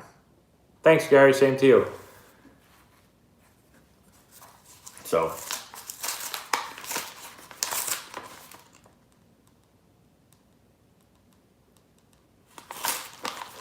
the chuck it swing. So, I just started kind of messing around with it. And I find it interesting right now. I got to use it more, but the thing I kind of like about it is that I was showing on my YouTube video. I had a couple of guys that were doing this. They're going like this. And when that happens, your barrel is going to get pushed out front, and it's going to go from the outside, and it's going to cut across. And those guys, when I gave them the chuck it thing, I said, they're going to do this, and they're going to throw this ball like down and to the left. And what do you know? They took that thing, and boom, and they're just throwing it down to the left. And I said, all right, you got to try to get palm up earlier back here. You can't do this. You've got to be able to make this move more. And I'm like, you got to feel this, palm up, right center field. And all of a sudden they started throwing the ball right center field, and their swing started to look better. It started working the way that we were trying to get it to work. So I know that happened. Some people might not like it. I thought it worked pretty well so far. Man, I have the worst pain in my right shoulder right now. I don't know if that's from signing the cards or what. Yeah, Cardinals, huh? Who did they get? What deals what did they do the last couple of days? I haven't been following. I have not turned on a television or done anything in a little while.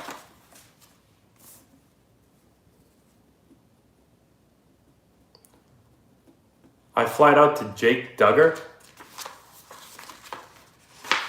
No way you found that. I did play the Reno Aces. I actually got the swine flu in Reno, Nevada, so I'll never forget that. Oh, Wainwright resigned. Yeah, Nomar and Manny are two of my favorite players, and Pedro Martinez. You did a super chat, Charles? Where? Oh, there you are. You should do a reaction vid to Kent Murphy. I like Kent Murphy. He makes me laugh. And my favorite Jay, my favorite like Blue Jay.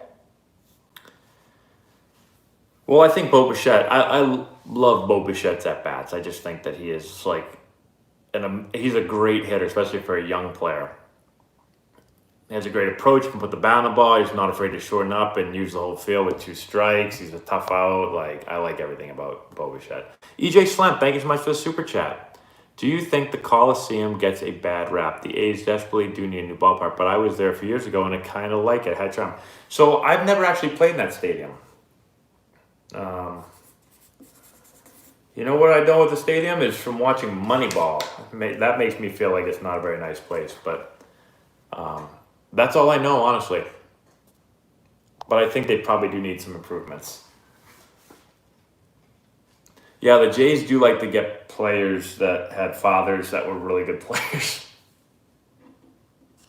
My approach at the plate, well, it depends who I was facing. My approach wasn't the same for every at-bat, but if you want to know just like a general approach, my general approach would be to get a fastball, middle part of the plate, hit a line drive, middle part of the field. Like was my general approach. And then depending on the game situation and the pitcher I was facing, my approach would be slightly altered. So.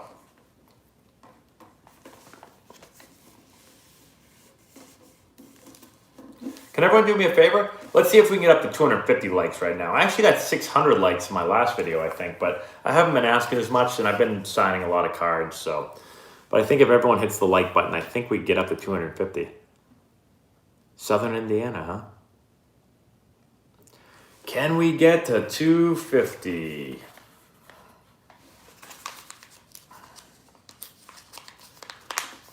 Little Big League? Yeah, great movie. I love Little Big League. Hey, Misha, thank you again. And Justin, thank you for Super Chats. Let's go over to the Super Chats real quick. Hold on, everybody. Super Chat. Let's see. If I'm managing the Jays, what's my order look like? Oh, man, I'm going to need to see the... Well, I'm going to hit Bichette somewhere at the very top of the lineup. You got Cabin Biggio, who seems to do a really good job of swinging at, not chasing. He seems to be a pretty good on-base percentage guy, but I guess I have to see how these guys look like currently, too. You got Vladdy, who's lost a lot of weight. He should be pretty good. You got Springer, who's going to have to hit... Well, Springer usually what? Springer led off for the Astros, didn't he?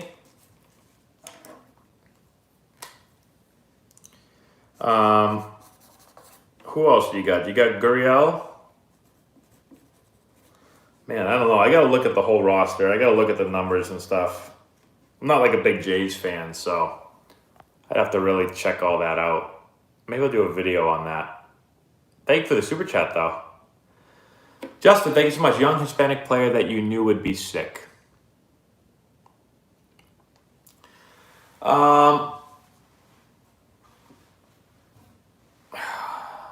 trying to think of players that I've played with.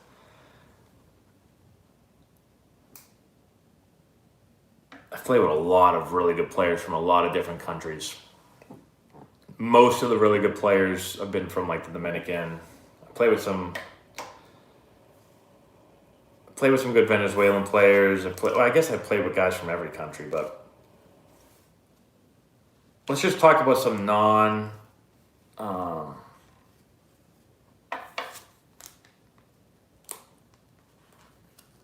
1 second. Let me just put this in there. So I knew that like like Manny Machado, I knew the second I saw him, it was going to be awesome. I was with the Orioles. Manny Machado was just drafted, I believe, by us. Met him in spring training. He wasn't in big league spring training at first, and then he kind of got called up. And I told this story before. They had him in. They didn't even have him in the big league clubhouse. They had him in like this little auxiliary locker room. He's like all by himself over there. It was a little weird, but anyways, we go out to practice that day. I saw this guy play for like 5 minutes. I saw him field the ball and throw it across the infield. I was like, oh. I'm like, he looks better than all of us. He's 19 years old. And it didn't take long for them to be like, hey, Manny, you can come out of that auxiliary locker room. You can come on over here with the fellas. And then he was like, yeah, I'm better than all of you. So he was really good. When I was with the Indians, I played with Lindor, and I played with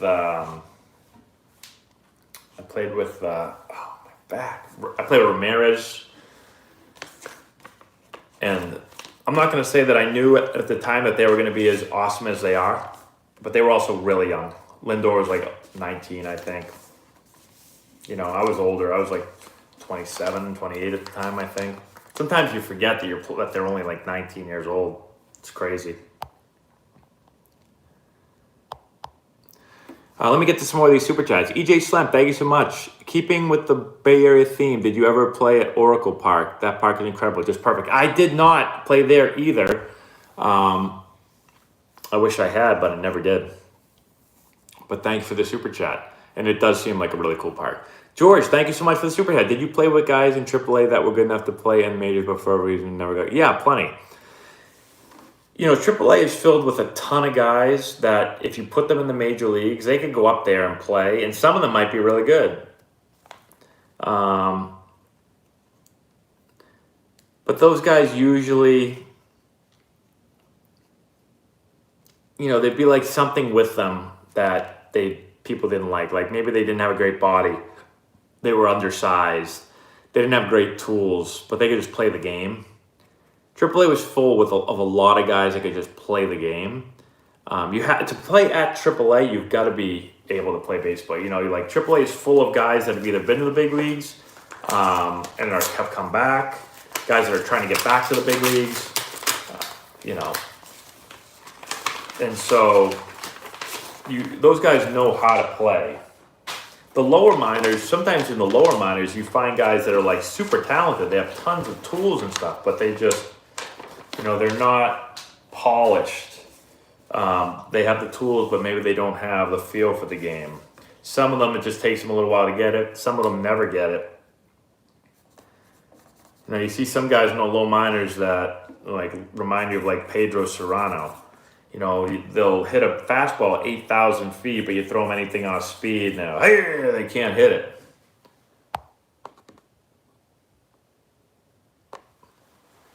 Wow, I never thought signing these cards would hurt my arm this bad. It's killing me, my shoulder. Turn 2, thank you so much for the super chat. Should the NL have a DH? Yeah, I like the designated hitter. I don't want to watch a pitcher just stand there and do nothing. It drives me nuts. Like, I want to see a hitter. Andy Lee, let's see what you have here. Was there anyone in the majors that you played with against that made you shake your head because you didn't think they had the skill to be that? Oh, that's a good question. Yeah, I used to watch myself all the time. Be like, what the hell is this guy doing here? I'm just kidding. I didn't do that.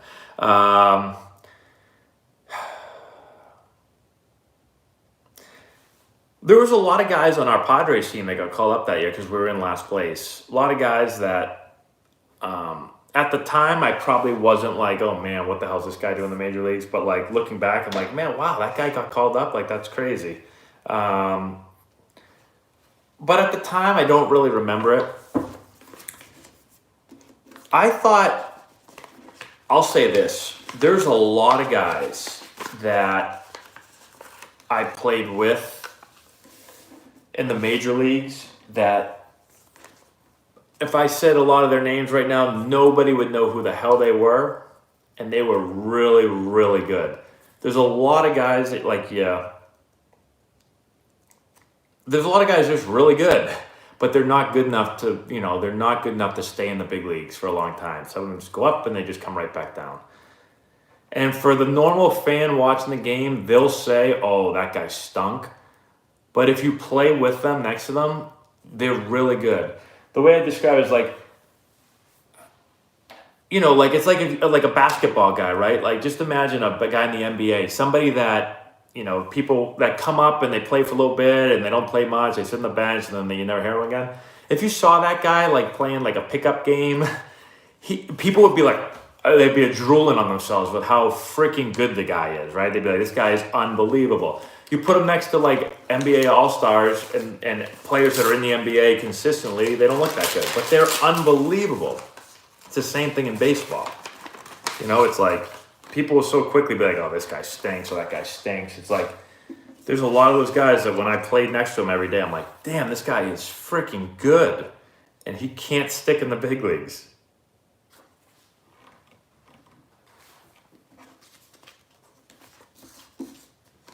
Oh, here's 2 pictures of me. There's one of me right there. That's a prime like 225-pound Matt. And this one, you can see I'm a little bit thinner there. That's probably like 212-pound Matt.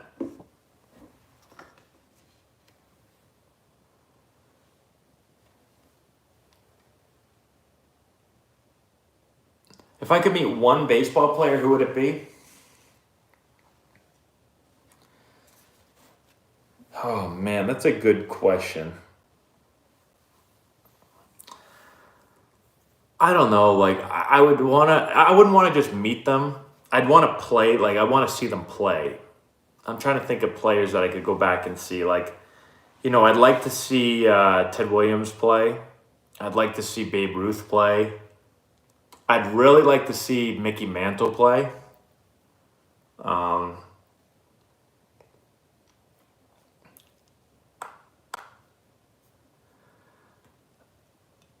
I'd like to see Hank Aaron. I'd like to see Willie Mays.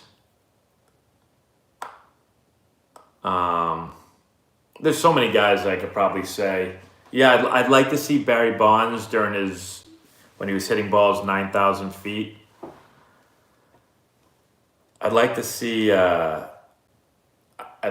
Johnny Bench throw.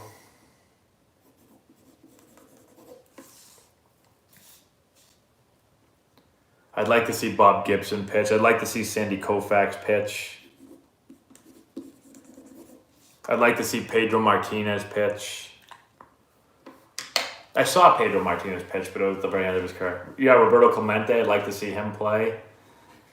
I never played with Mike Yaz, but we actually went to the same high school.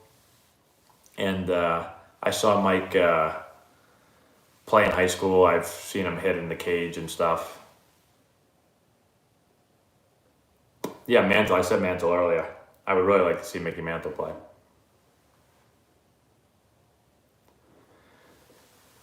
What kind of criteria and scoring do you use for tryouts? We use, so we put everyone through, we get everyone's exit speed, running speed, throwing speed, and then we judge them on, when I do it, I just use basically a 1 to 5 scale. Everyone will use a slightly different scale, and we just say how we're going to use it, but I use 1 to 5. The way I look at it, if I give a kid a 3, it essentially means like I think of 3 as like he can play for us. 4 means he'd be a starter and a good player for us. Like if I see a 4 on my list, then I know I'm taking the kid. If I put a 5, that essentially means he is the best player there, or he does whatever it is I'm grading as a 5 the best. And that, like, I need to have him on the team. If I put a 2, that means, he's a little bit below average, probably not going to make the team. And if I put a 1, and I do put 1 sometimes, 1 basically means, like, if I see a kid with a 1 next to it on anything, I'm like, that is almost, like, unplayable. Like, I can't, like... If I have a 1 next to fielding, that means essentially he has to get like at least a 4 maybe a 5 on hitting, or I'm not going to be able to play the kid anywhere. Same thing, if I put a 1 on his hit, like, if I put a 1 on his hit, he's not making the team.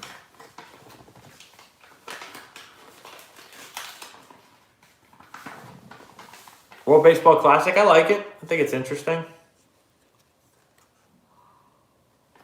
So I personally never got to experience MLB opening day. I was on the roster in 2010, but I was injured.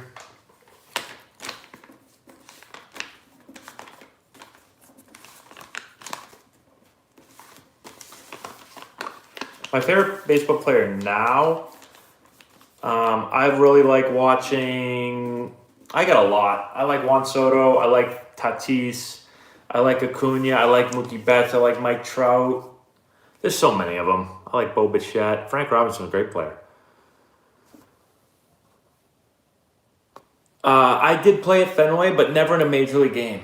I played in a AAA game at Fenway. Trevor Bell coming out the Hells Bells is very cool.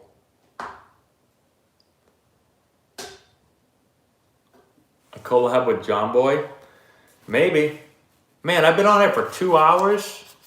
Wowzers, it's 11 o'clock. I got baseball all day tomorrow. I got a long day. Cape Cod All-Star Game. They had, when I played there, it wasn't, the All-Star Game wasn't at Fenway when I played, but they had basically they invited like the All-Star team or whatever basically to a workout at Fenway. I've got a funny story on this actually. So yeah, everybody hit the like button for me, get to 250. So we go to Fenway Park for a workout when I was in Cape Cod. My family came to watch, and before I hit BP, my uncle said, hey, if you hit I don't know, we probably got like 10 to 12 swings. My uncle was like, hey, if you hit one over the monster, I'll give you $100. So I was like, all right. I got this on video. I should go find the video somewhere. I think it's at my parents' house. So I get up and I start hitting some balls, and I'm hitting these hard balls to left, but they keep hitting off like they're like going halfway up the monster, 3/4 of the way up the monster. I'm just hitting line drives, and they're like boom, hitting it, and I'm like, geez, it is. I thought it was going to be easy to hit it over it, but I just wasn't hitting it high enough, and I couldn't like figure it out. I think we got 2 rounds of 6 or something. And then on my second, I didn't hit one in my first round. I hit a couple off the monster. And then my second round, I'm hitting them, and I hit the monster again like a time or 2. And then on my last swing, I finally, I'm like, I just got to try to hit this one high because I'm not, hitting it hard is not working. So I try to lift this thing, and I hit it down the line, and it's right down the line, and it just stays fair, and it goes up over the monster. And I got my $100. And it's on video. You can hear the last hit hits it, and then you can hear my aunt being like, oh no, Tony, oh. And then she starts laughing.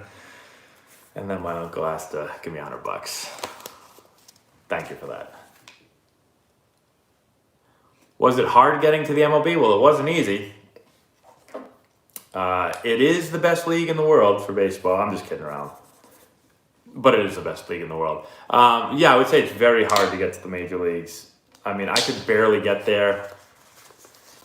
And it's hard. It's hard to get there. It's incredibly hard to get to the major leagues. You have to be one of the best players in the world. But it is even harder to stay there because then you like really have to be the best player, one of the best players in the world. And people take for granted all the guys. Like, there's so many more guys that come up to the big leagues and play for a little bit and then never get back again. You never hear from them again. And sometimes like the Mike Trouts and the Nolan Arenados and those guys, they make it seem easy because they are so incredibly good. But there's a lot more guys that you just never hear from ever again. Hey, John Taylor, thank you so much for the super chat. Lost Alaska State Championship in high school in 14 innings in 05. Just wanted to throw that out there. Sorry about that. That'd be cool though, Alaska State Championship. Big fan, Antonelli. I love the combo community and knowledge. Thank you, John. I appreciate it. Oh, I've seen lots of players who didn't make it for personal reasons. What those personal reasons are, it just depends. But I've seen players have attitude problems. I've seen players have alcohol problems. I've seen players have drug problems. I've seen players that just didn't care to do anything but were really good. You know, all kinds of stuff. Oh, I've never seen this card before. Am I in this picture? What is this pic? What is this card? This is a Padres card. I don't know what year it's from. Am I here? Hold on, everybody. This is a 2008. The 2008 Padres card. I've never seen this card before.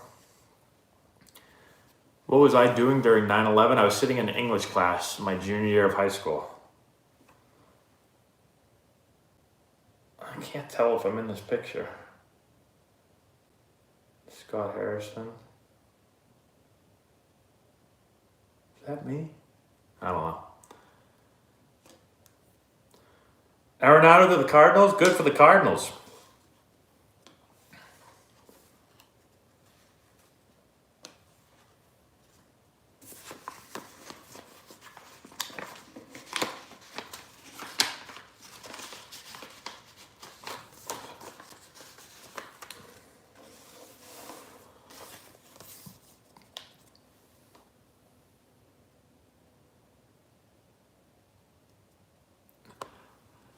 Players are more loose back then and less loose now. What do you think has changed? Well, I think styles definitely change. I think every hitter is different though. Like for me, I like to be very still. Some people try to tell me to be, you gotta have rhythm and movement and all that stuff. Like everyone has their own rhythm and movement.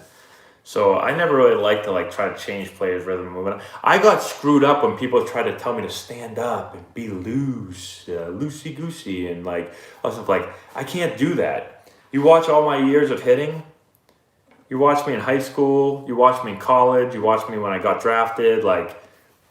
I'm set up and I'm there. There's not much rhythm going on.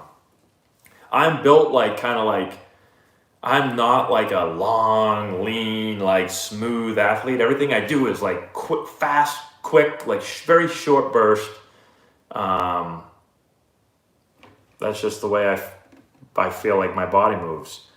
I struggled for a couple of years because it's people wanted me to be more loose, and I just can't do that.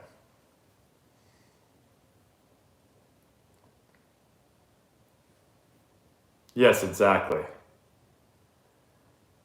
Everyone's different. Any sport you look at, you see some guys that are long and it looks like they're not even trying. You see other guys that look like they're trying really hard. And I don't think companies ever gave me copies of my card, but I'm not sure. I think my mother bought my cards on eBay. All right, everybody, I'm going to do 5 more minutes, then I got to go to bed because tomorrow I got 8 straight hours of lessons, I think, with no break.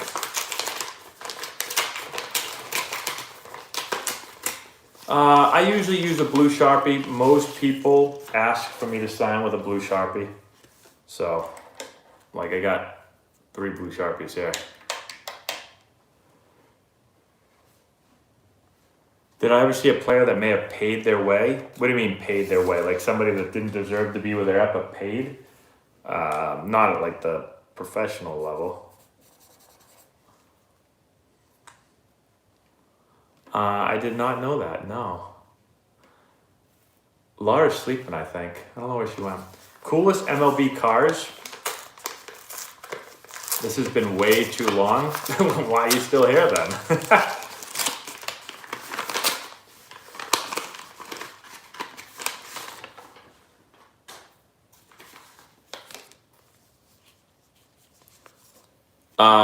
The guys that stole my car, no, we never figured that out.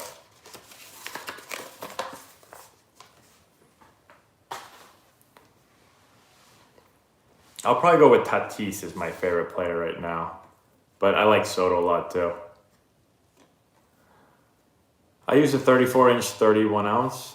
I did meet Tony Gwynn. I got to talk with Tony Gwynn a couple times about hitting, which was cool.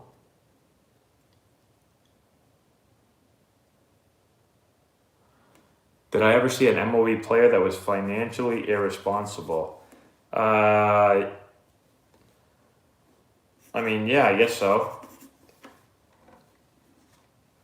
I've seen players spend a lot of money on stupid stuff. I mean, I bought some stupid stuff. I got a stupid car.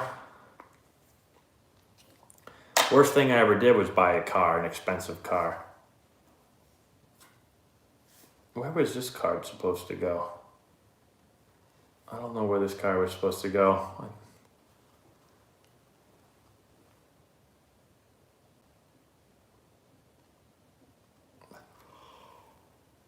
My number one piece of advice for a college senior? I mean, I think college baseball for me, I wish I actually, thinking back,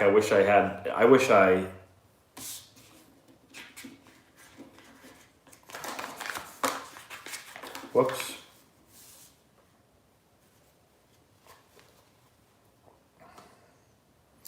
This is going over here. This is going over here.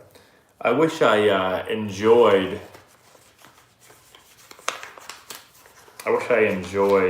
my time in college more as far as a player.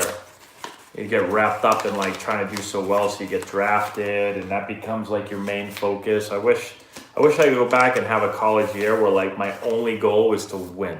That was it. Don't care how I did, just whatever the team has to do to win.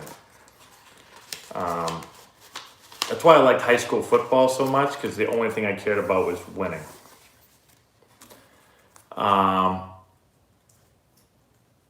Hey, thanks. So I've been trying to do live streams like once a week. Sometimes my schedule gets busy. Who's the one player that I was most starstruck by, Andy? Was definitely Manny Ramirez. I played against a lot of really good players and I played with a lot of Hall of Fame players. But it definitely Manny Ramirez. Hold on one second, everyone. I got a super chat here. EJ, thanks so much.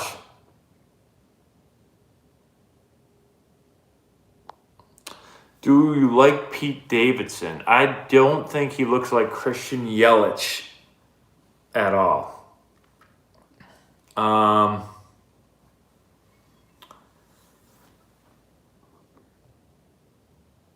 Do I like him? I don't like him or dislike him. And do I think he looks like Christian Yelich? No. I look tired. I am getting tired. I was up early this morning. So the player, I played against Javi Baez. Javi Baez hit a home run against us when I played against him. He was young. I'm older than Javi by a decent amount. Hey, good evening.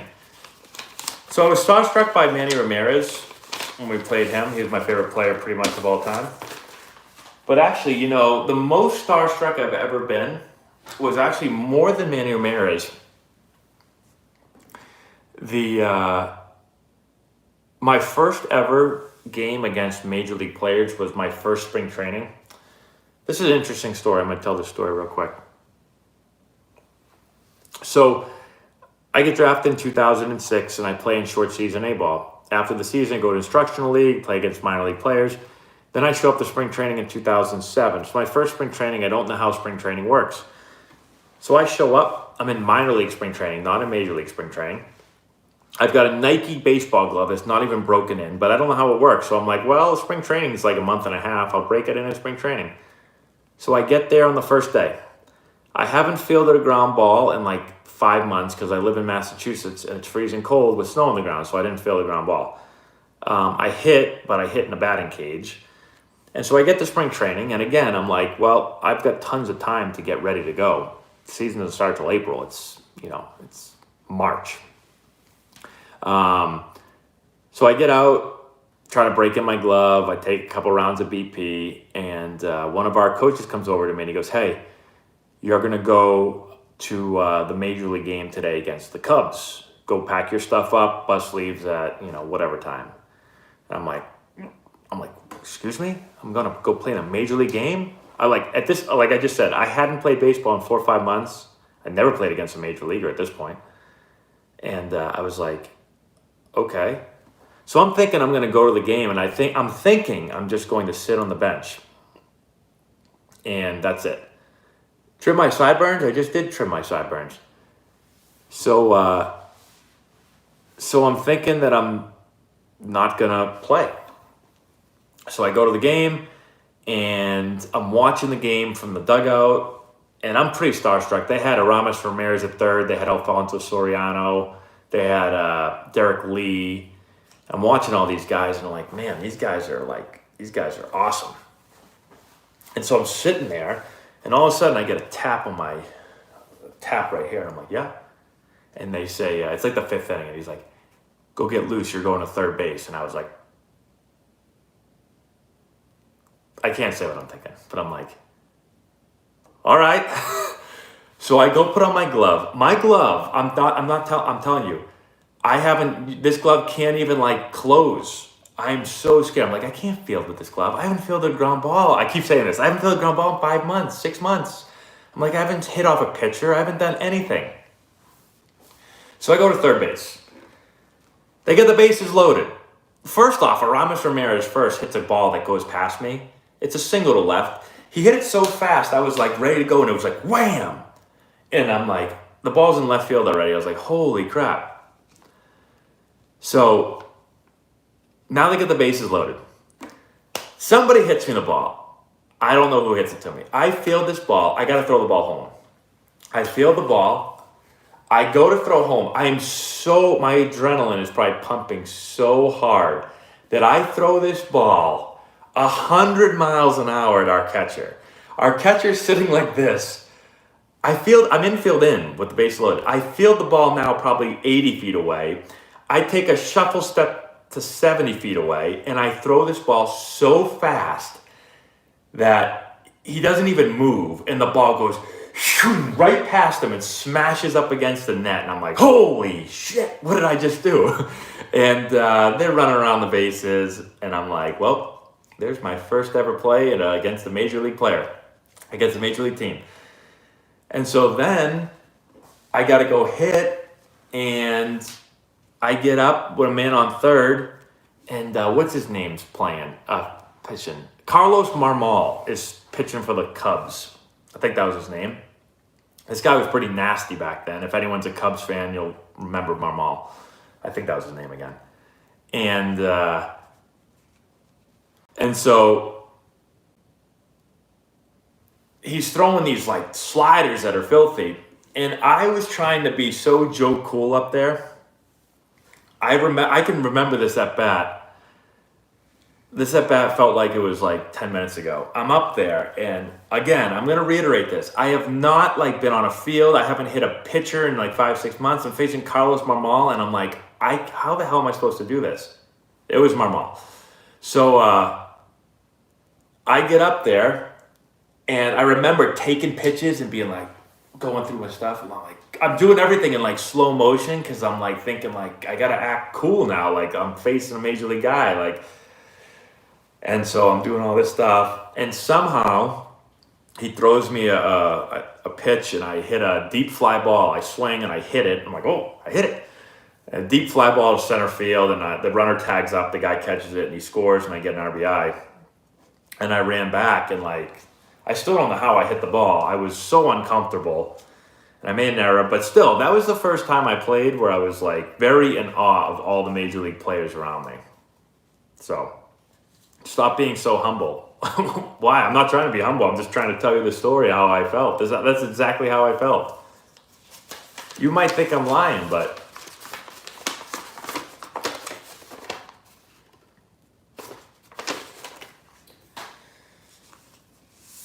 it was pretty crazy.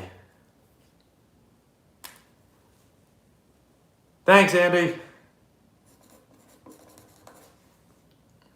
I always use Rawlings gloves, but I like Wilson gloves too, but I really like Rawlings. Peter, thank you so much. Peter Starzinski, thank you for the super chat. Breaking news, Arenado to the Cards is official. Well, that's a nice pickup right there for the Cardinals. Guys, I need some advice. So I have this right here. Hold on one sec. Let me go show you guys this real quick. Everybody, hold on.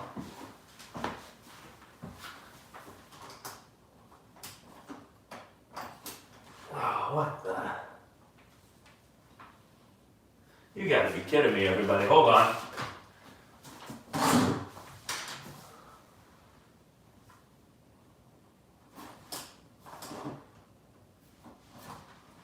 Well, this isn't good. Well, I'm not gonna be able to show anybody anything. I have a Nolan Arenado rookie card. I have it in a case that I have a code on, and I can't remember my code. And I didn't even have it locked, but my kids must have locked it on me because it's locked right now, and I don't know my code. It's a 3-digit code, and I have no idea what I made for the code. Like, literally, no idea. So, apparently I'm not going to be able to show you my card now.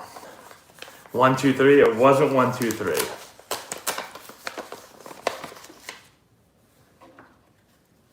But I don't know how I'm going to get it out of there. I got that case and I was like, well, I don't have to lock it right now. Like, I'm not going anywhere. I'm not going to lock it in my own house. So I never locked it. And apparently my kids found it and locked it on me.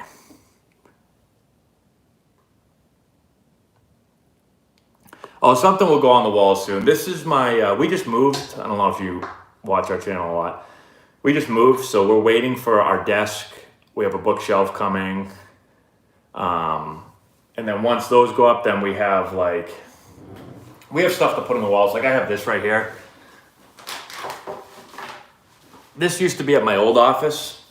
This is a lineup card for my Major League debut. So like I'm gonna put this up on the wall somewhere. But we're not putting up anything yet because I want to see like how we're gonna put the desk and how we're gonna put the bookshelf and all that. And then once we put all that up there, we'll add the rest of the stuff. We have a super chat, everyone. Hold on. Misha, thank you again. How do you feel about guys bunting in situations where a no-hitter is on the line late in the ball game? You think it's poor sportsmanship or not? So my thought is like this, and my thought on this has kind of been shaped by, this is just the way that people, I was kind of brought up to play, I guess. When I played, there were a lot of, I made a video on this if you want to go watch the unwritten rule video. You know, so we were told a lot, like, you don't do this, you don't do that. You know, you don't bunt to break up a no-hitter. You don't steal bases when you're winning by a lot, or, you know, you don't. So all these things, and if you ever did any of it, like certain managers would like yell at you.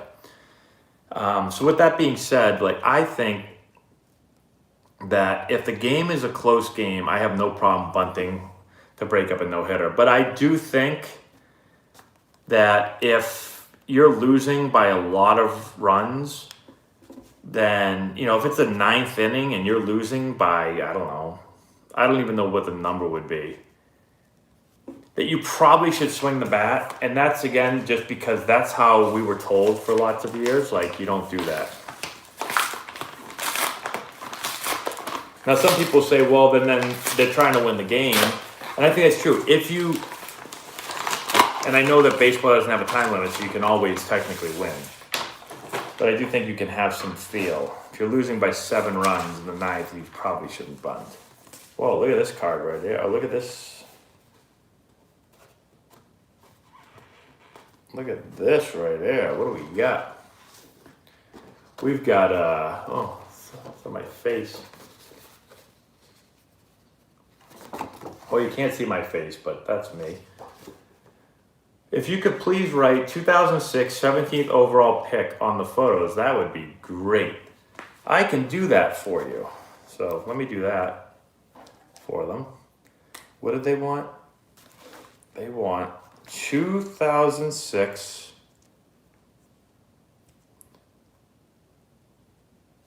Let's go 2006 17th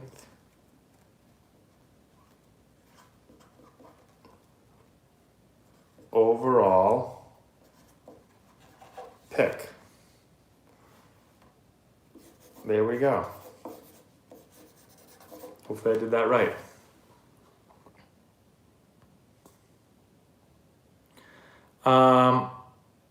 Could you rent me for a party? Sure. I never met Chipper Jones, no. I did get a scholarship to play in college, yes. I got I think it was a 67% scholarship, I believe is what it was.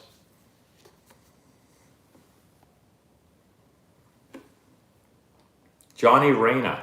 Yeah, Johnny Reyna coached for us. I know Johnny well.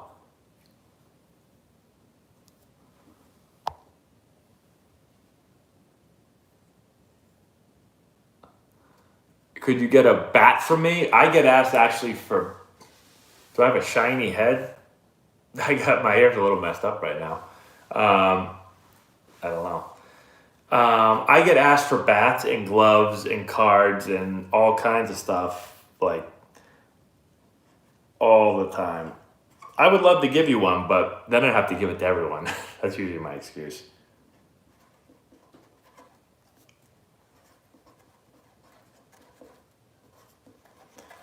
No, 2006, 17th overall pick. There we go. Those are done. That's kind of a cool one right there. That's me back with Baltimore in AAA with the Norfolk Tides.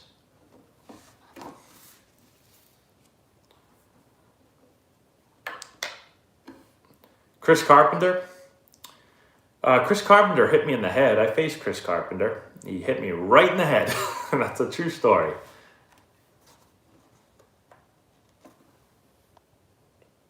How did I get recruited to play for the Warhawks?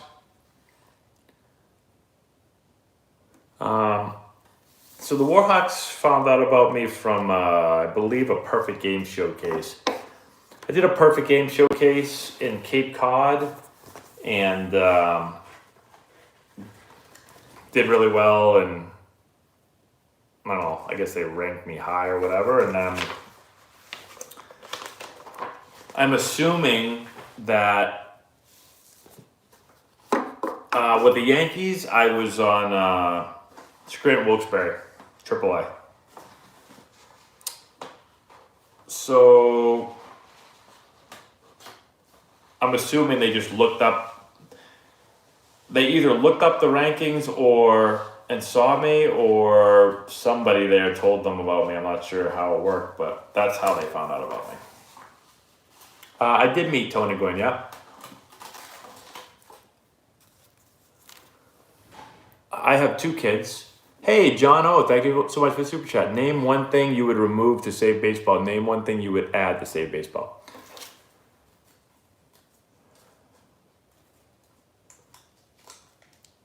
That's a good question. Here are the things I think about baseball. I do personally like designated hitter. I like watching, not that I need to watch guys hit home runs, but like I said, I don't let them use aluminum. No, we do not want to see them use aluminum bats. They would kill somebody. But I do think that the DH, I like the DH. I do think that the game, me personally, I think the game does need some type of quicker pace to it. I think for me, I like baseball, and I can sit there and it can be a long game and I'll still be into it. But for a lot of people, I think they'd rather a quicker pace game, or just more stuff going on, especially now where there's more strikeouts and there's more home runs, there's less balls put in play. When there's not a lot of balls put in play and the game's taking very long, the pitchers are taking forever, the batter keeps stepping out, the batter won't get into the box, I feel like that really slows everything down. So I think that there should be some way to speed up the game. You know, they've talked about a pitch clock, and that might be a way to do it, but I would try to get the pace of the game to be quicker. What does what have to do with baseball? The pace of the game? I would say that has everything to do.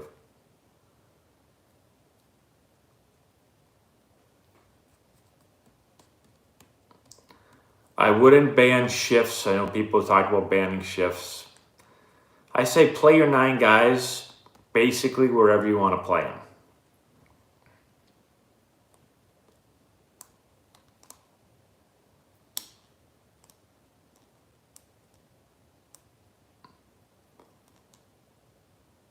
Hey, I'm very tired. Yeah, I'm going to go to bed in a second.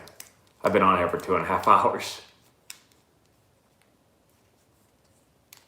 If players could use steroids and batters could use aluminum bats, there'd be a bajillion home runs. And somebody would die. Like a third baseman or a pitcher. A pitcher would die. I know, I keep saying I'm going to go to bed. It's easy to block out the crowd when you're doing really well. When you're not doing well, it's not easy to block out the crowd. I do have a graded card of myself, actually. Now that you asked that, it was sitting right here next to me. So that's my only one. Why doesn't the Home Run Derby use aluminum? Well, they hit enough with wood, so I don't think they need to use aluminum. All right, everybody. I am going to bed. I told you all I was going to bed 25 minutes ago. Now I really am.